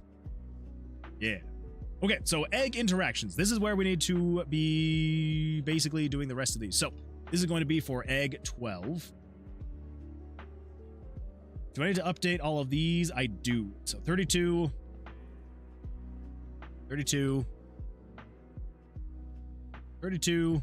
And 32. I can't believe that I made that mistake. Like, well, and then the hearts too. Black Shift, I like how you brought that up, and I was like, no, I haven't had any problems. Everything's fine. Everything's all right. Which technically was correct because I hadn't had any problems up until then. But then it's because I had everything technically laid out correctly. Everything was fine. In my head, I had planned it all out. Everything was going to be beautiful. And then I decided to change the plans. Because it just makes more sense to have these eggs doing this whole thing with 2 of them. Do you know what's going to be really sad? Is if at the end of all of this, I have a crushing realization that I messed up again. I don't know if I'm going to have that realization, but if it happens, I'm going to be very sad. But I think we should be all right. I think we should be all right. 4. 4. Oh yeah, Summer Dev. Have you talked to Toasty lately? I keep meaning to post in the chat and see how everyone's doing. I'm getting anxious for that video. I'm not gonna lie. But I haven't heard anything. And I feel like the past like 3 or 4 times other people have posted and just been like, how's everyone doing? and I don't want people to feel like I'm like calling them out. But I'm like, I want to see this thing finished. I want to see it all done. So anyway, I just wanted to see if maybe you had heard anything from Toasty, just to see if maybe Toasty had been like, hey, by the way. Because, you know, an important person like yourself, I know would hear things first. You've got your ear down at the ground level. Yeah, same for real, MFs. I'll ask for you. Ooh, thank you. I'm not that important. I wouldn't say that. I wouldn't. Everybody wants you on their team. Everybody wants to collab with you. Because you're that important. You are the glue.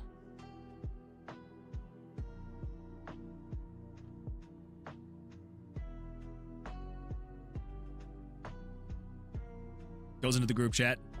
Hey, y'all. Don't do it. You just clip this part right here where I'm like talking about it.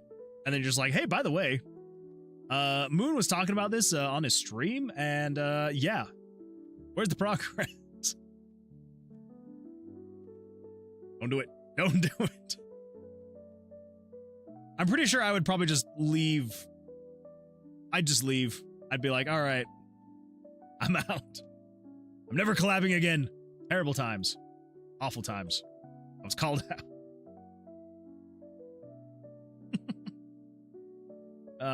No.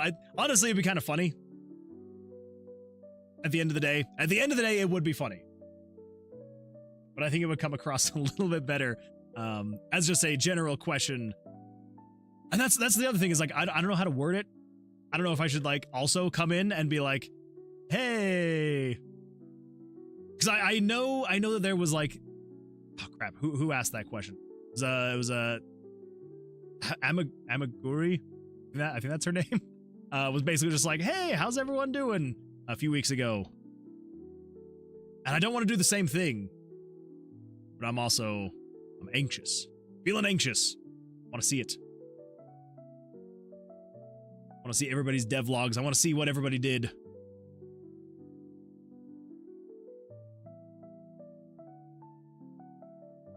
You really need to give yourself more credit. You like the coolest RM dev I know. That's not true. That's not true. You know Toasty. Toasty's the coolest. I'll fight you. All right. I won't take coolest, but I'll take cool. I will accept that. I feel like I have worked very hard for a cool title. Not coolest, but cool title. And I'll take it. I'll take that one. You can still fight me if you want, though. I have had no hand-eye coordination. I just tried to do that, and my Never mind. I'm done. But could you imagine that fight? It'd be the fight of the century. People would talk about it for generations. Okay. That should be good there. We've got 20. It's so inefficient, but it's fine. Everything's all right. Tumor Versilius is greater than Toasty Game. I forgot. Isn't it Grim Tangle? Grim Smells? It's a good thing Toasty doesn't watch these streams. Or takes us too seriously. Because if Toasty watched this stream and took us both too seriously, be sad. Be a sad day. Toasty, if for some random reason you ever happen to see this stream,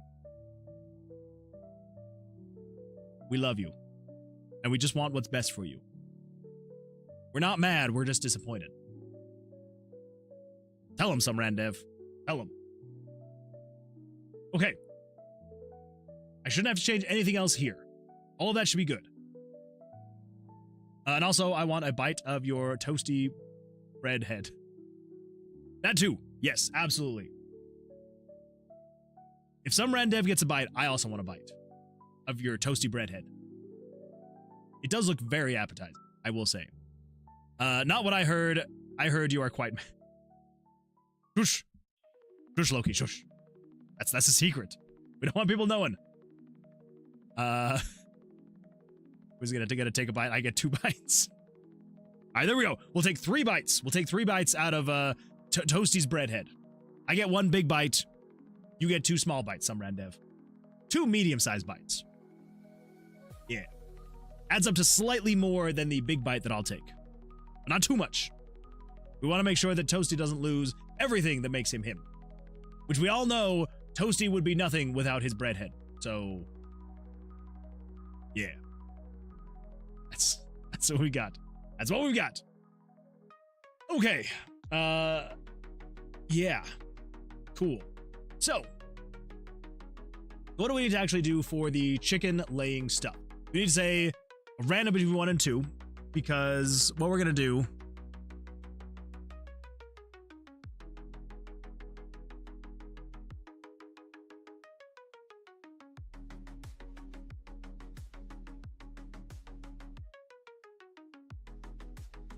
Never mind, I'm stupid. I'm an idiot. I don't have to have you be if you're equal to 2. You can literally just be 1, because it needs to be both of these. It needs to both be that it has selected 1, and that egg has to be 0. And if it's not, then it'll just move on and lay the second egg. So it'll lay egg 1, and then if it happens to lay another egg, it'll then lay 2. All right, cool. Cool. And it basically just needs to be...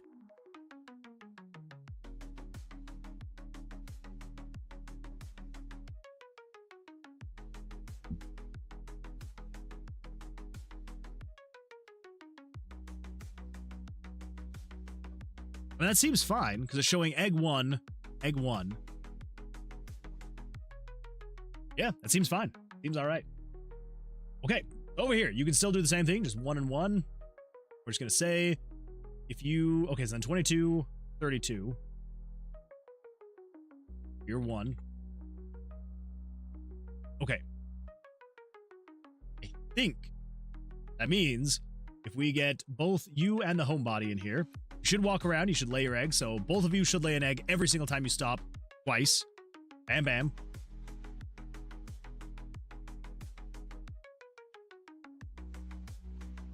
Dang it. What did I do wrong? 1 and 1. You're equal to 1, and chicken 1 egg is equal to 0. Then it should just jump to this next one. Chicken 1 y is equal to 1. And chicken 11 egg is equal to 0. Should be.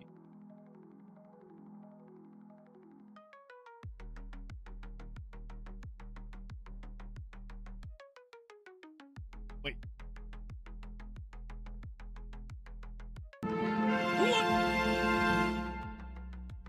Welcome Adam Sialis and your 52 amazing audience members. Adam, thank you so much for the raid. I appreciate that. Welcome.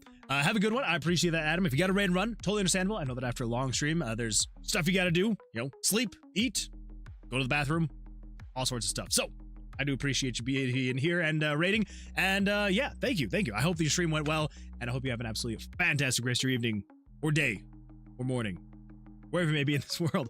And yeah, everybody else, welcome, welcome. I'm glad you're here. And yeah, welcome. Sorry, my brain is very focused on the bug we're having right now, but yes, welcome everyone. For anyone who is new here, my name is Moonwood Games. I am currently making a game for a game jam. It's the Bad Ideas Productions Game Jam. Definitely the biggest game jam I've ever been a part of. It's almost has 5,000 people who have joined. So lots of people, lots of people. It's been a lot of fun though. It's a kind of, again, it's a big one, and the theme is a lot of fun. It's the theme is outside the box. So we are working on a idle chicken clicker game, and the leading into the theme is when you buy a chicken, it'll deliver a box, and then you get to unbox the box and take the chicken out of the box, and then you get your chickens.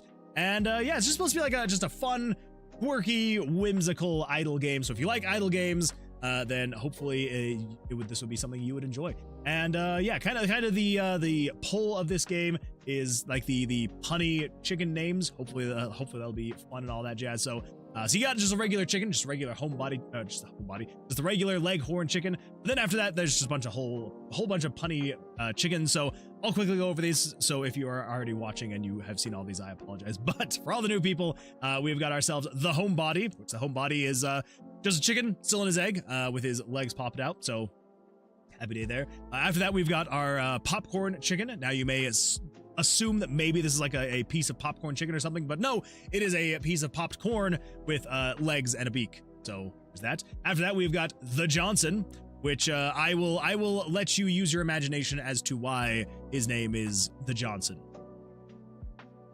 You can figure it out. Anyway, after that, we've got ourselves Cluck Norris. This one's pretty self-explanatory. It's it's Chuck Norris, but if he was a chicken.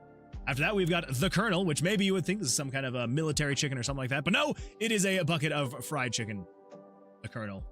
After that, we've got ourselves the Rubber Chicken, which of course, not a whole lot to the imagination, it's just a rubber chicken. We've got the Poultrygeist, which Poultrygeist, play on words, oh my gosh.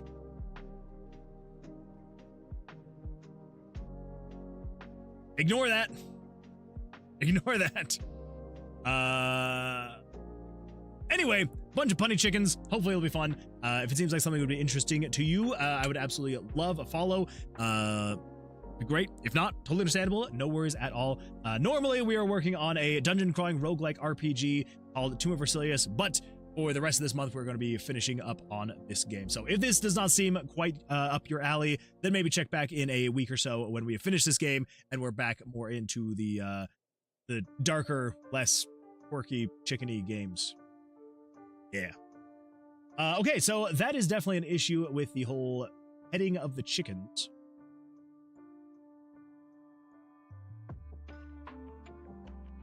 Oh! That would do it. Okay, so this one does not reference the image layer at all. This one does, though. We're removing 51, and then we're saying, yeah, 51 plus 51 plus that, X, floor, random, yada, yada, yada, picture, 51, parts, random. Okay. That should fix that bug. Good times. Good time. All right.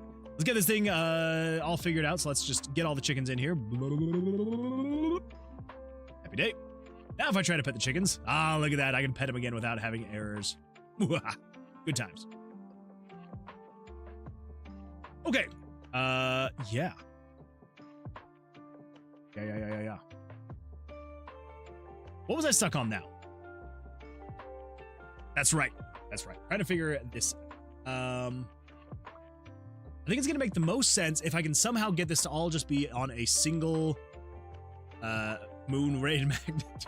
I know, right? Freaking crazy. 2 big raids in one night. A happy day. It's a happy day indeed, that's for sure.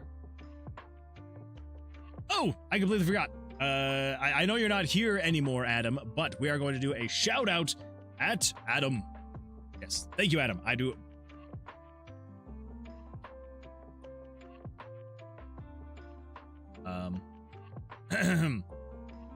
Shout out at Adam. There we go. I was like, I cannot shout out Adam. There we go. Fantastic. Okay, so yeah, so here's the problem. So I'm saying if that variable is equal to 1 and if chicken 1 egg is equal to 0.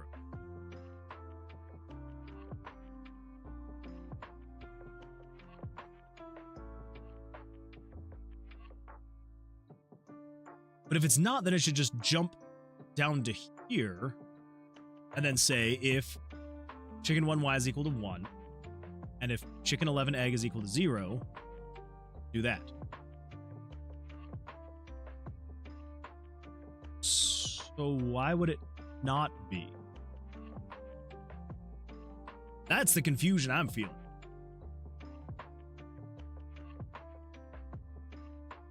Maybe we do this, conditional branch, and then we take you, put you in there, and then we're just gonna say, no, we still need to have that.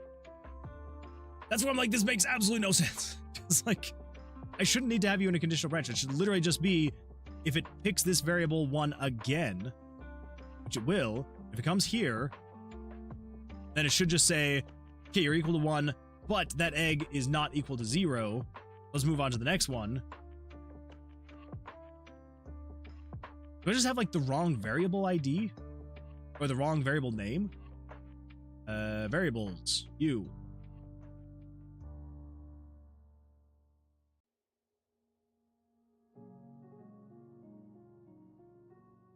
Chicken 11 egg.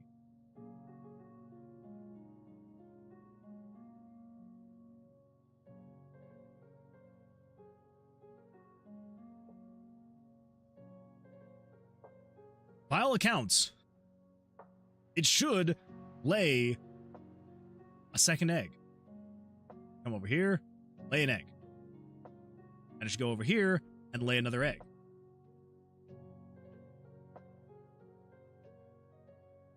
This variable...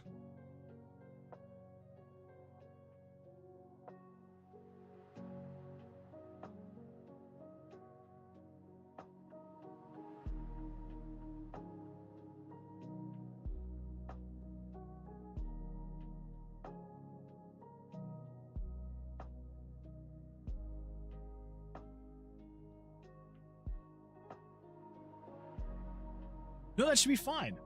They should just show egg 1.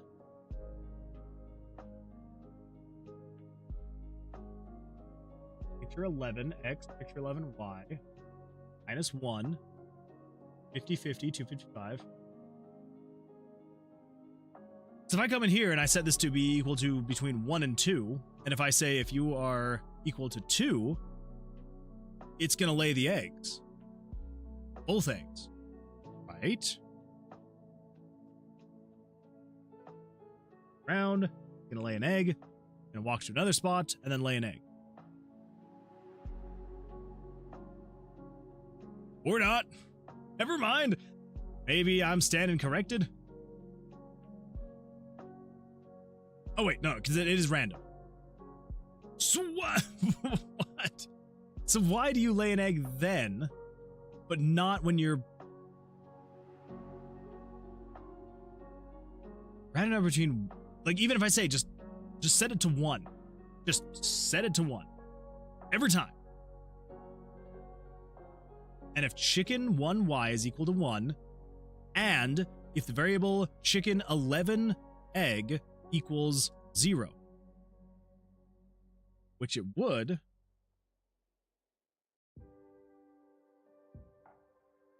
We're going to have you flash green.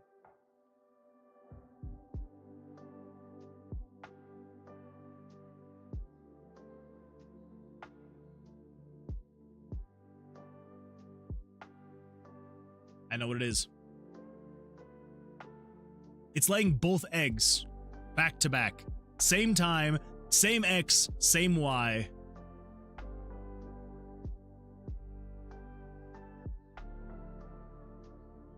That's why. It's because it goes through this first one, and then you have then this is fine. And then it's like, oh, yep, this is good. Here you go. Dang it. Okay. I think if I just break loop on either of those, that should correct.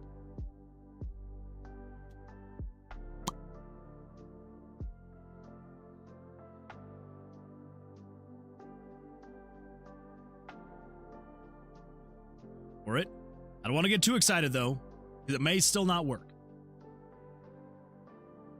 1 egg.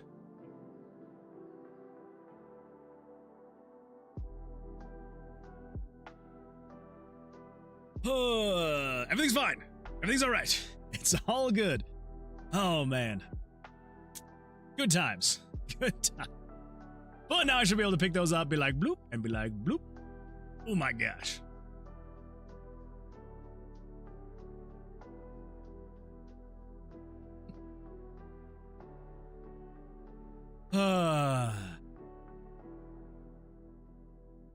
Happy day.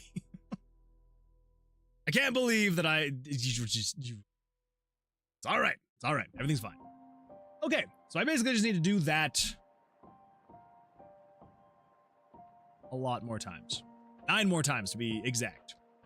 I'm just gonna grab the snipping tool because this is just gonna help me be able to look over and be like, oh yeah, that's what I need to change. That's what I need to make it look like. Just specific to chicken 2.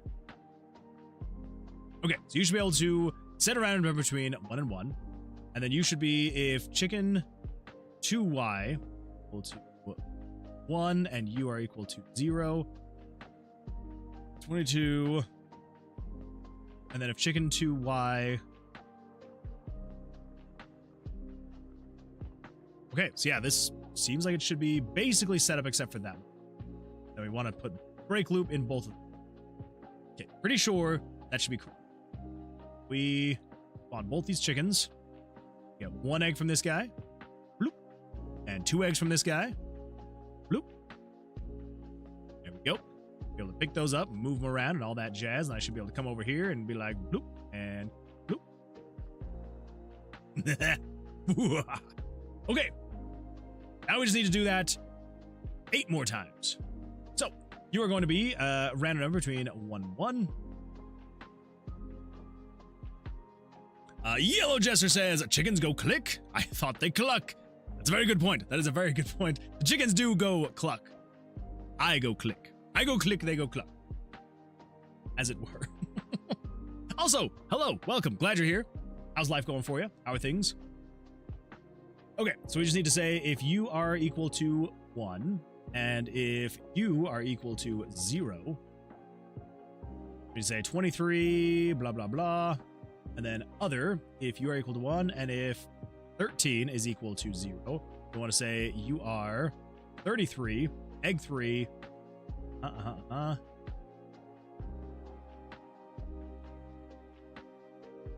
and egg 13 equals 1. Okay. And then break loop, break loop. I just want to make sure, because that is exactly what we have to do for the other 7. But I just want to make sure that's actually going to work. So we have popcorn chicken come out here. You should lay an egg. Then you move up here and you should lay another egg. I should be able to be like bloop and bloop. That makes me so happy. For the follow, Legacy Spock. Legacy Spock, thank you so much for the follow. I appreciate that. Welcome, welcome. Glad you're here. Yellow Jester says, click, cluck, off to work, and now I get to chill. Wait, off work. For a second, I thought you were meaning off to work. Off work, and now I get to chill and watch Game Dev.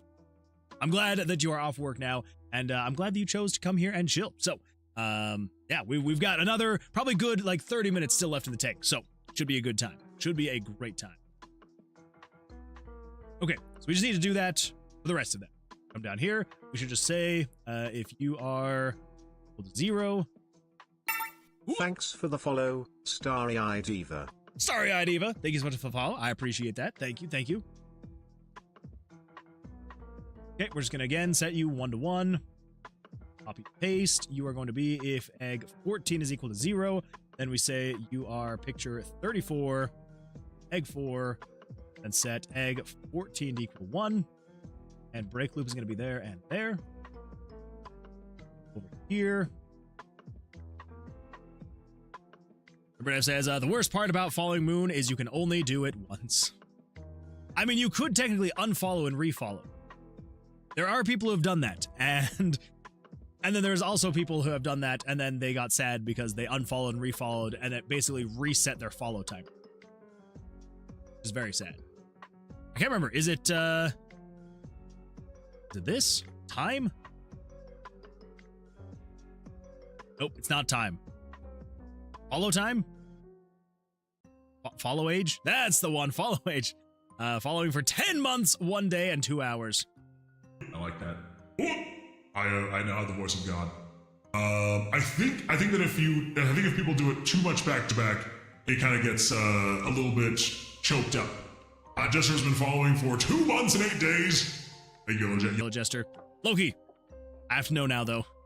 Try it again. I think it should be unthinged. They played themselves. It's true. They did.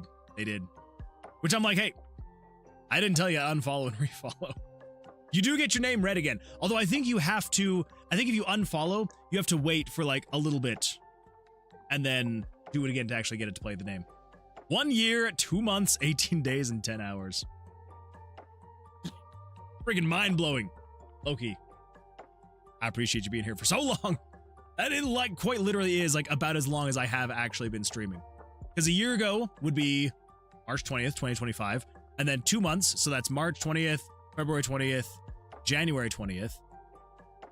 And then 18 days, that's 1, 2, 3, 4, 5, 6, 7, 8, 9, 10, 11, 12, 13, 14, 15, 16, 17, 18. Yeah, so it would have been about January 2nd-ish. And I think I started streaming December... I think my first live stream was December 17th, 2024. Wait, no, that's still 2025. Yeah, I'm pretty sure. Yeah, I think it was December 17th. Yeah, so I think it was like literally 2 weeks after I had started streaming. January 1st? Yeah, somewhere right around there. Yeah, Loki, you have seriously been following since like my week 2 of streaming. Good times. Just says, okay, but which chicken is your favorite? Ooh, type error is my favorite chicken. It's the best kind of chicken. The best kind of chicken. But yeah, what chicken is my favorite? Are you meaning in the game or in real life? I would probably say it's a toss-up as of right now. I would say probably my 2 favorites in the game as of right now have got to be the Johnson and the Colonel. I think the Johnson and the Colonel are probably my 2 favorites. Yeah. Although I will say, the Homebody, I like the Homebody. He just cracks me up. He is very fun. Yeah, my favorites are probably the Johnson and the Colonel. I think my follow age would be close to Loki's, but as you know, I did refollow sometimes. That's true. Nick, you are one of those very sad souls who unfollowed and then refollowed, and then came to the crushing realization that when you unfollow and then refollow, it resets the time. Although I'm trying to remember who it was. Someone actually like made a whole stink about it. Like someone went on for like 20 minutes and they're like, you need to like put my follow age back. And I'm like, I can't do that. Like, I'm sorry, I can't do that. I honestly, I don't remember. I haven't seen them in a very long time. This was like back in like July or something like that of last year. But yeah, like they honestly, they were like telling me that I had to go in and restore their follow age. And I'm like, I don't have access to that. Like that is a 100% Twitch thing. Like Twitch tracks that, and that's all we got. I know that I followed from the 28th of January, but probably earlier, probably somewhere around there. Yeah. Cracks you up. Okay, Moon, I see. You know what's funny? I did not actually mean to make that pun. That was 100% genuine. It was a very genuine pun that I made.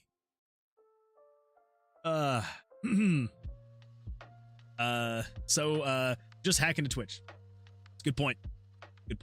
No, actually, my honest response to that is, did you submit a ticket? And did you try turning it off and on again? Those are my first two responses.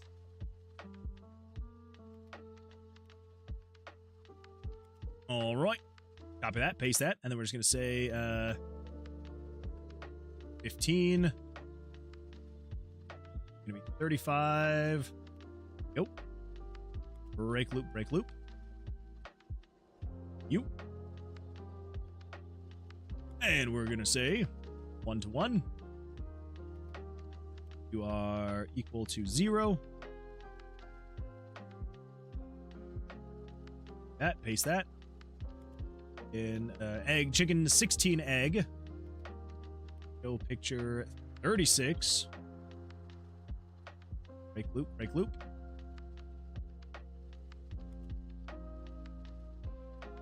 Seven. This one's going to be, you are equal to 0.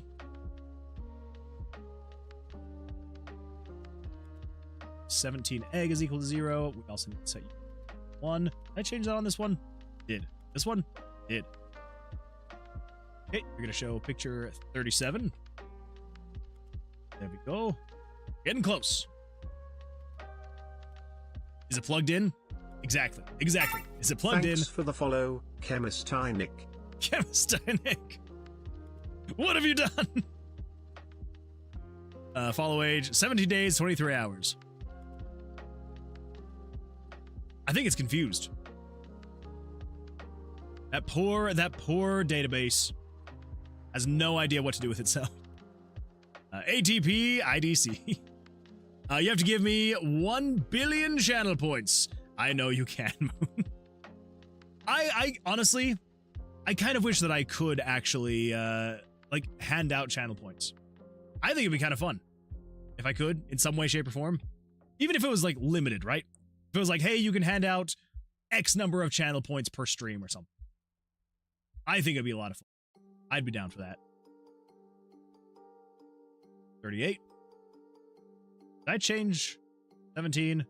16? Okay. Just making sure that I'm actually updating everything correctly. We're going to go in and test everything, but I still just want to make sure. Okay. All right. If you are equal to 0, copy that, paste that. 19 is equal to 0. 39. Break loops. Speaking of which, I don't think... Yeah, okay. Break loops need to be in there. Break loops need to be in there. Break loops. Break loops. Break loops. Okay, cool. What the... One message was deleted by the moderator. Stream elements deleted Chemistinic's message.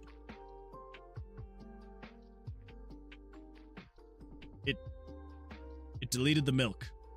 Why did it delete the milk? That is very bizarre. Huh? I know. That's... I don't know. Like, can you not just, like, do a bunch of milks? Oh. Oh, it's probably... I'm not gonna cry over spilled milk. I think... I want to say that Stream Elements, like, had a, like a spam message filter update or something like that. And, if I remember it, I think it's something like if you put like 10 or something like that of the same emoji, one after the other, or emote, whatever it's called, I think it like flags it as spam now. I need to go in and check on that. So 9 is okay? You give it a try, see what happens. I don't know. Maybe. If you are equal to 0, that you are 20 and you're equal to 0. Oh, what is that? 1, 2, 3, 4, 5, 6, 7, 8, 9. Well, there we go. It looks like 9 is correct. The more you know. Yeah, that's good to know. Good to know. So apparently 9 is fine, 10 is too many. Yeah. Oh my gosh. I just realized I did not update those. Okay, you are 19. You are 18. Oh, they also need to be changed. Oh my gosh, I'm an idiot. Okay, 13, it needs to be...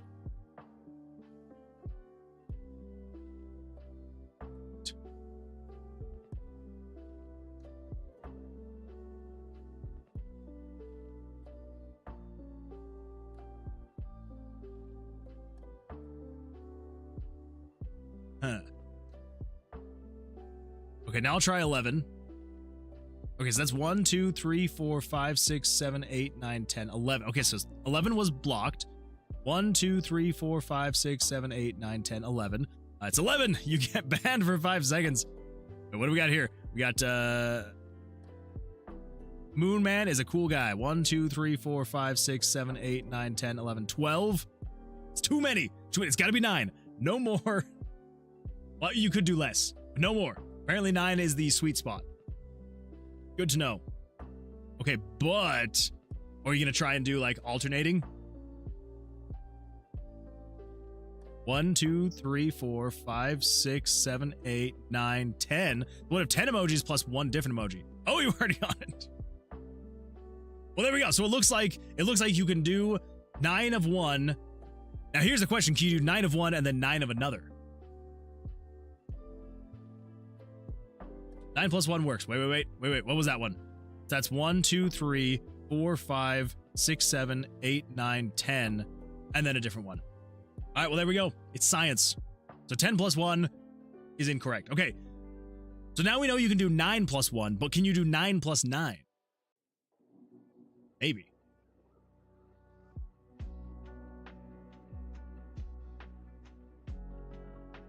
So what am I supposed to... How was I doing this? I'm so very confused as to... So, because chicken 1 egg equals 1. Equals 1. Chicken 2 egg equals 1. Chicken 3 egg equals 1. Chicken 4 egg equals 1.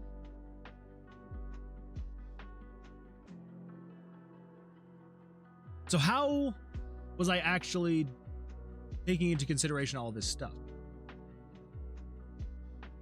Is it going just based off of the variable ID? If I go to pick up an egg, let's say, for example, if I pick up egg 1,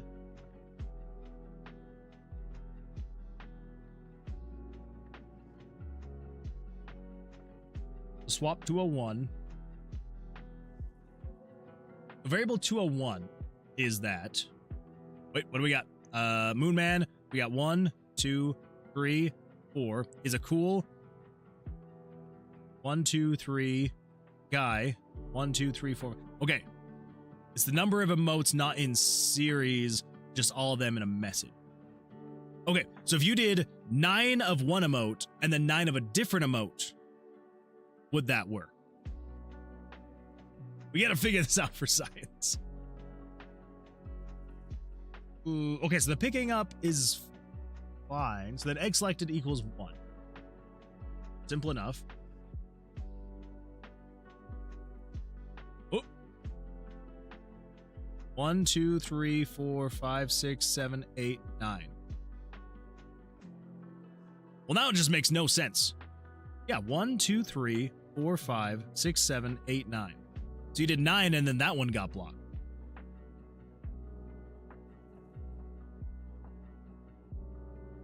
One, 2, 3, 4, 5, 6, 7, 8, 9, 10. Well, there we go. If you do a whole bunch of just random ones, then it's fine. You can do as many as you want. Hearts count as 1. Okay, that makes more sense. Interesting. It's very bizarre. Very bizarre stuff. I don't know what's going on. See, you can just do a whole bunch of random ones and it's fine. I don't know. It's time for Jesse to go to bed. Take it easy, Moon Man and Space Crew. Jesse, I appreciate you being here. Thank you so much. Hope you have an absolutely fantastic rest of your evening. And we will see you on the Sunday stream, I hope. Until then, good luck. Oh. Okay, so it gets rid of some? How many is that? 1, 2, 3, 4, 5, 6, 7, 8, 9, 10, 11. But then we got 1, 2, 3, 4, 5, 6, 7, 8, 9, 10. 1, 2, 3, 4, 5, 6, 7, 8, 9, 10. So maybe 10? I have no idea. So maybe you can do 10 total? I don't know. I'm gonna have to go look in and see what all is going on there. Very bizarre stuff.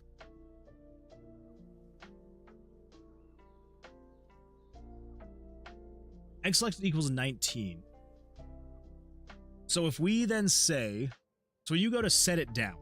What happens when you go to set it down? So placing the egg down. This swaps the picture ID. All right, so that's going to nest 1, nest 2, putting the egg back. Swapping picture 45 with whatever you had picked up. And then move picture. Oh, wait. You can do 10 total emotes before getting bed. Okay, gotcha. So it doesn't matter which ones you do, you can do 10, and that's it. Unless you do 10 of the same one, it seems. Maybe. What's going on? Yeah, just weird stuff. I mean, I'm making a game, but then some Randev and Chemistinic, they're experimenting with trying to find out how many emotes you can put before it gets blocked by stream elements. It's good times. They're doing it for science. Yeah, right now I'm trying to remember. No, you can do 10, including the 10th emote. Gotcha. Okay, makes sense. Makes sense. The F, you mean science. This is a very scientific thing right here. It's for fun. No. This is not for fun. This is for science. I'm not saying the science can't be fun, but this is definitely for science. 100%.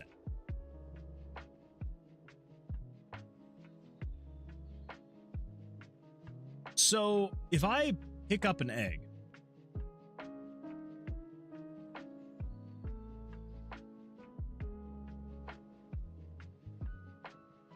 yeah, I don't think this is necessarily... Okay, you are...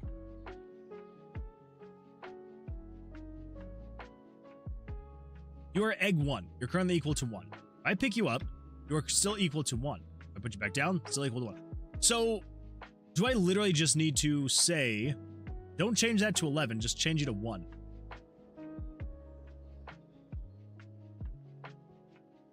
I think that's actually what I need to do. 13 is 1, 14 is 1, 15... 15 is 1, 16 is 1, 17 is 1, 18 is 1, 19 is 1, 20 is 1. Okay, I just want to see if that actually works how it should. So, get the first guy. He's gonna lay his eggs. She's gonna lay her eggs. It's gonna lay its eggs. We've got 1.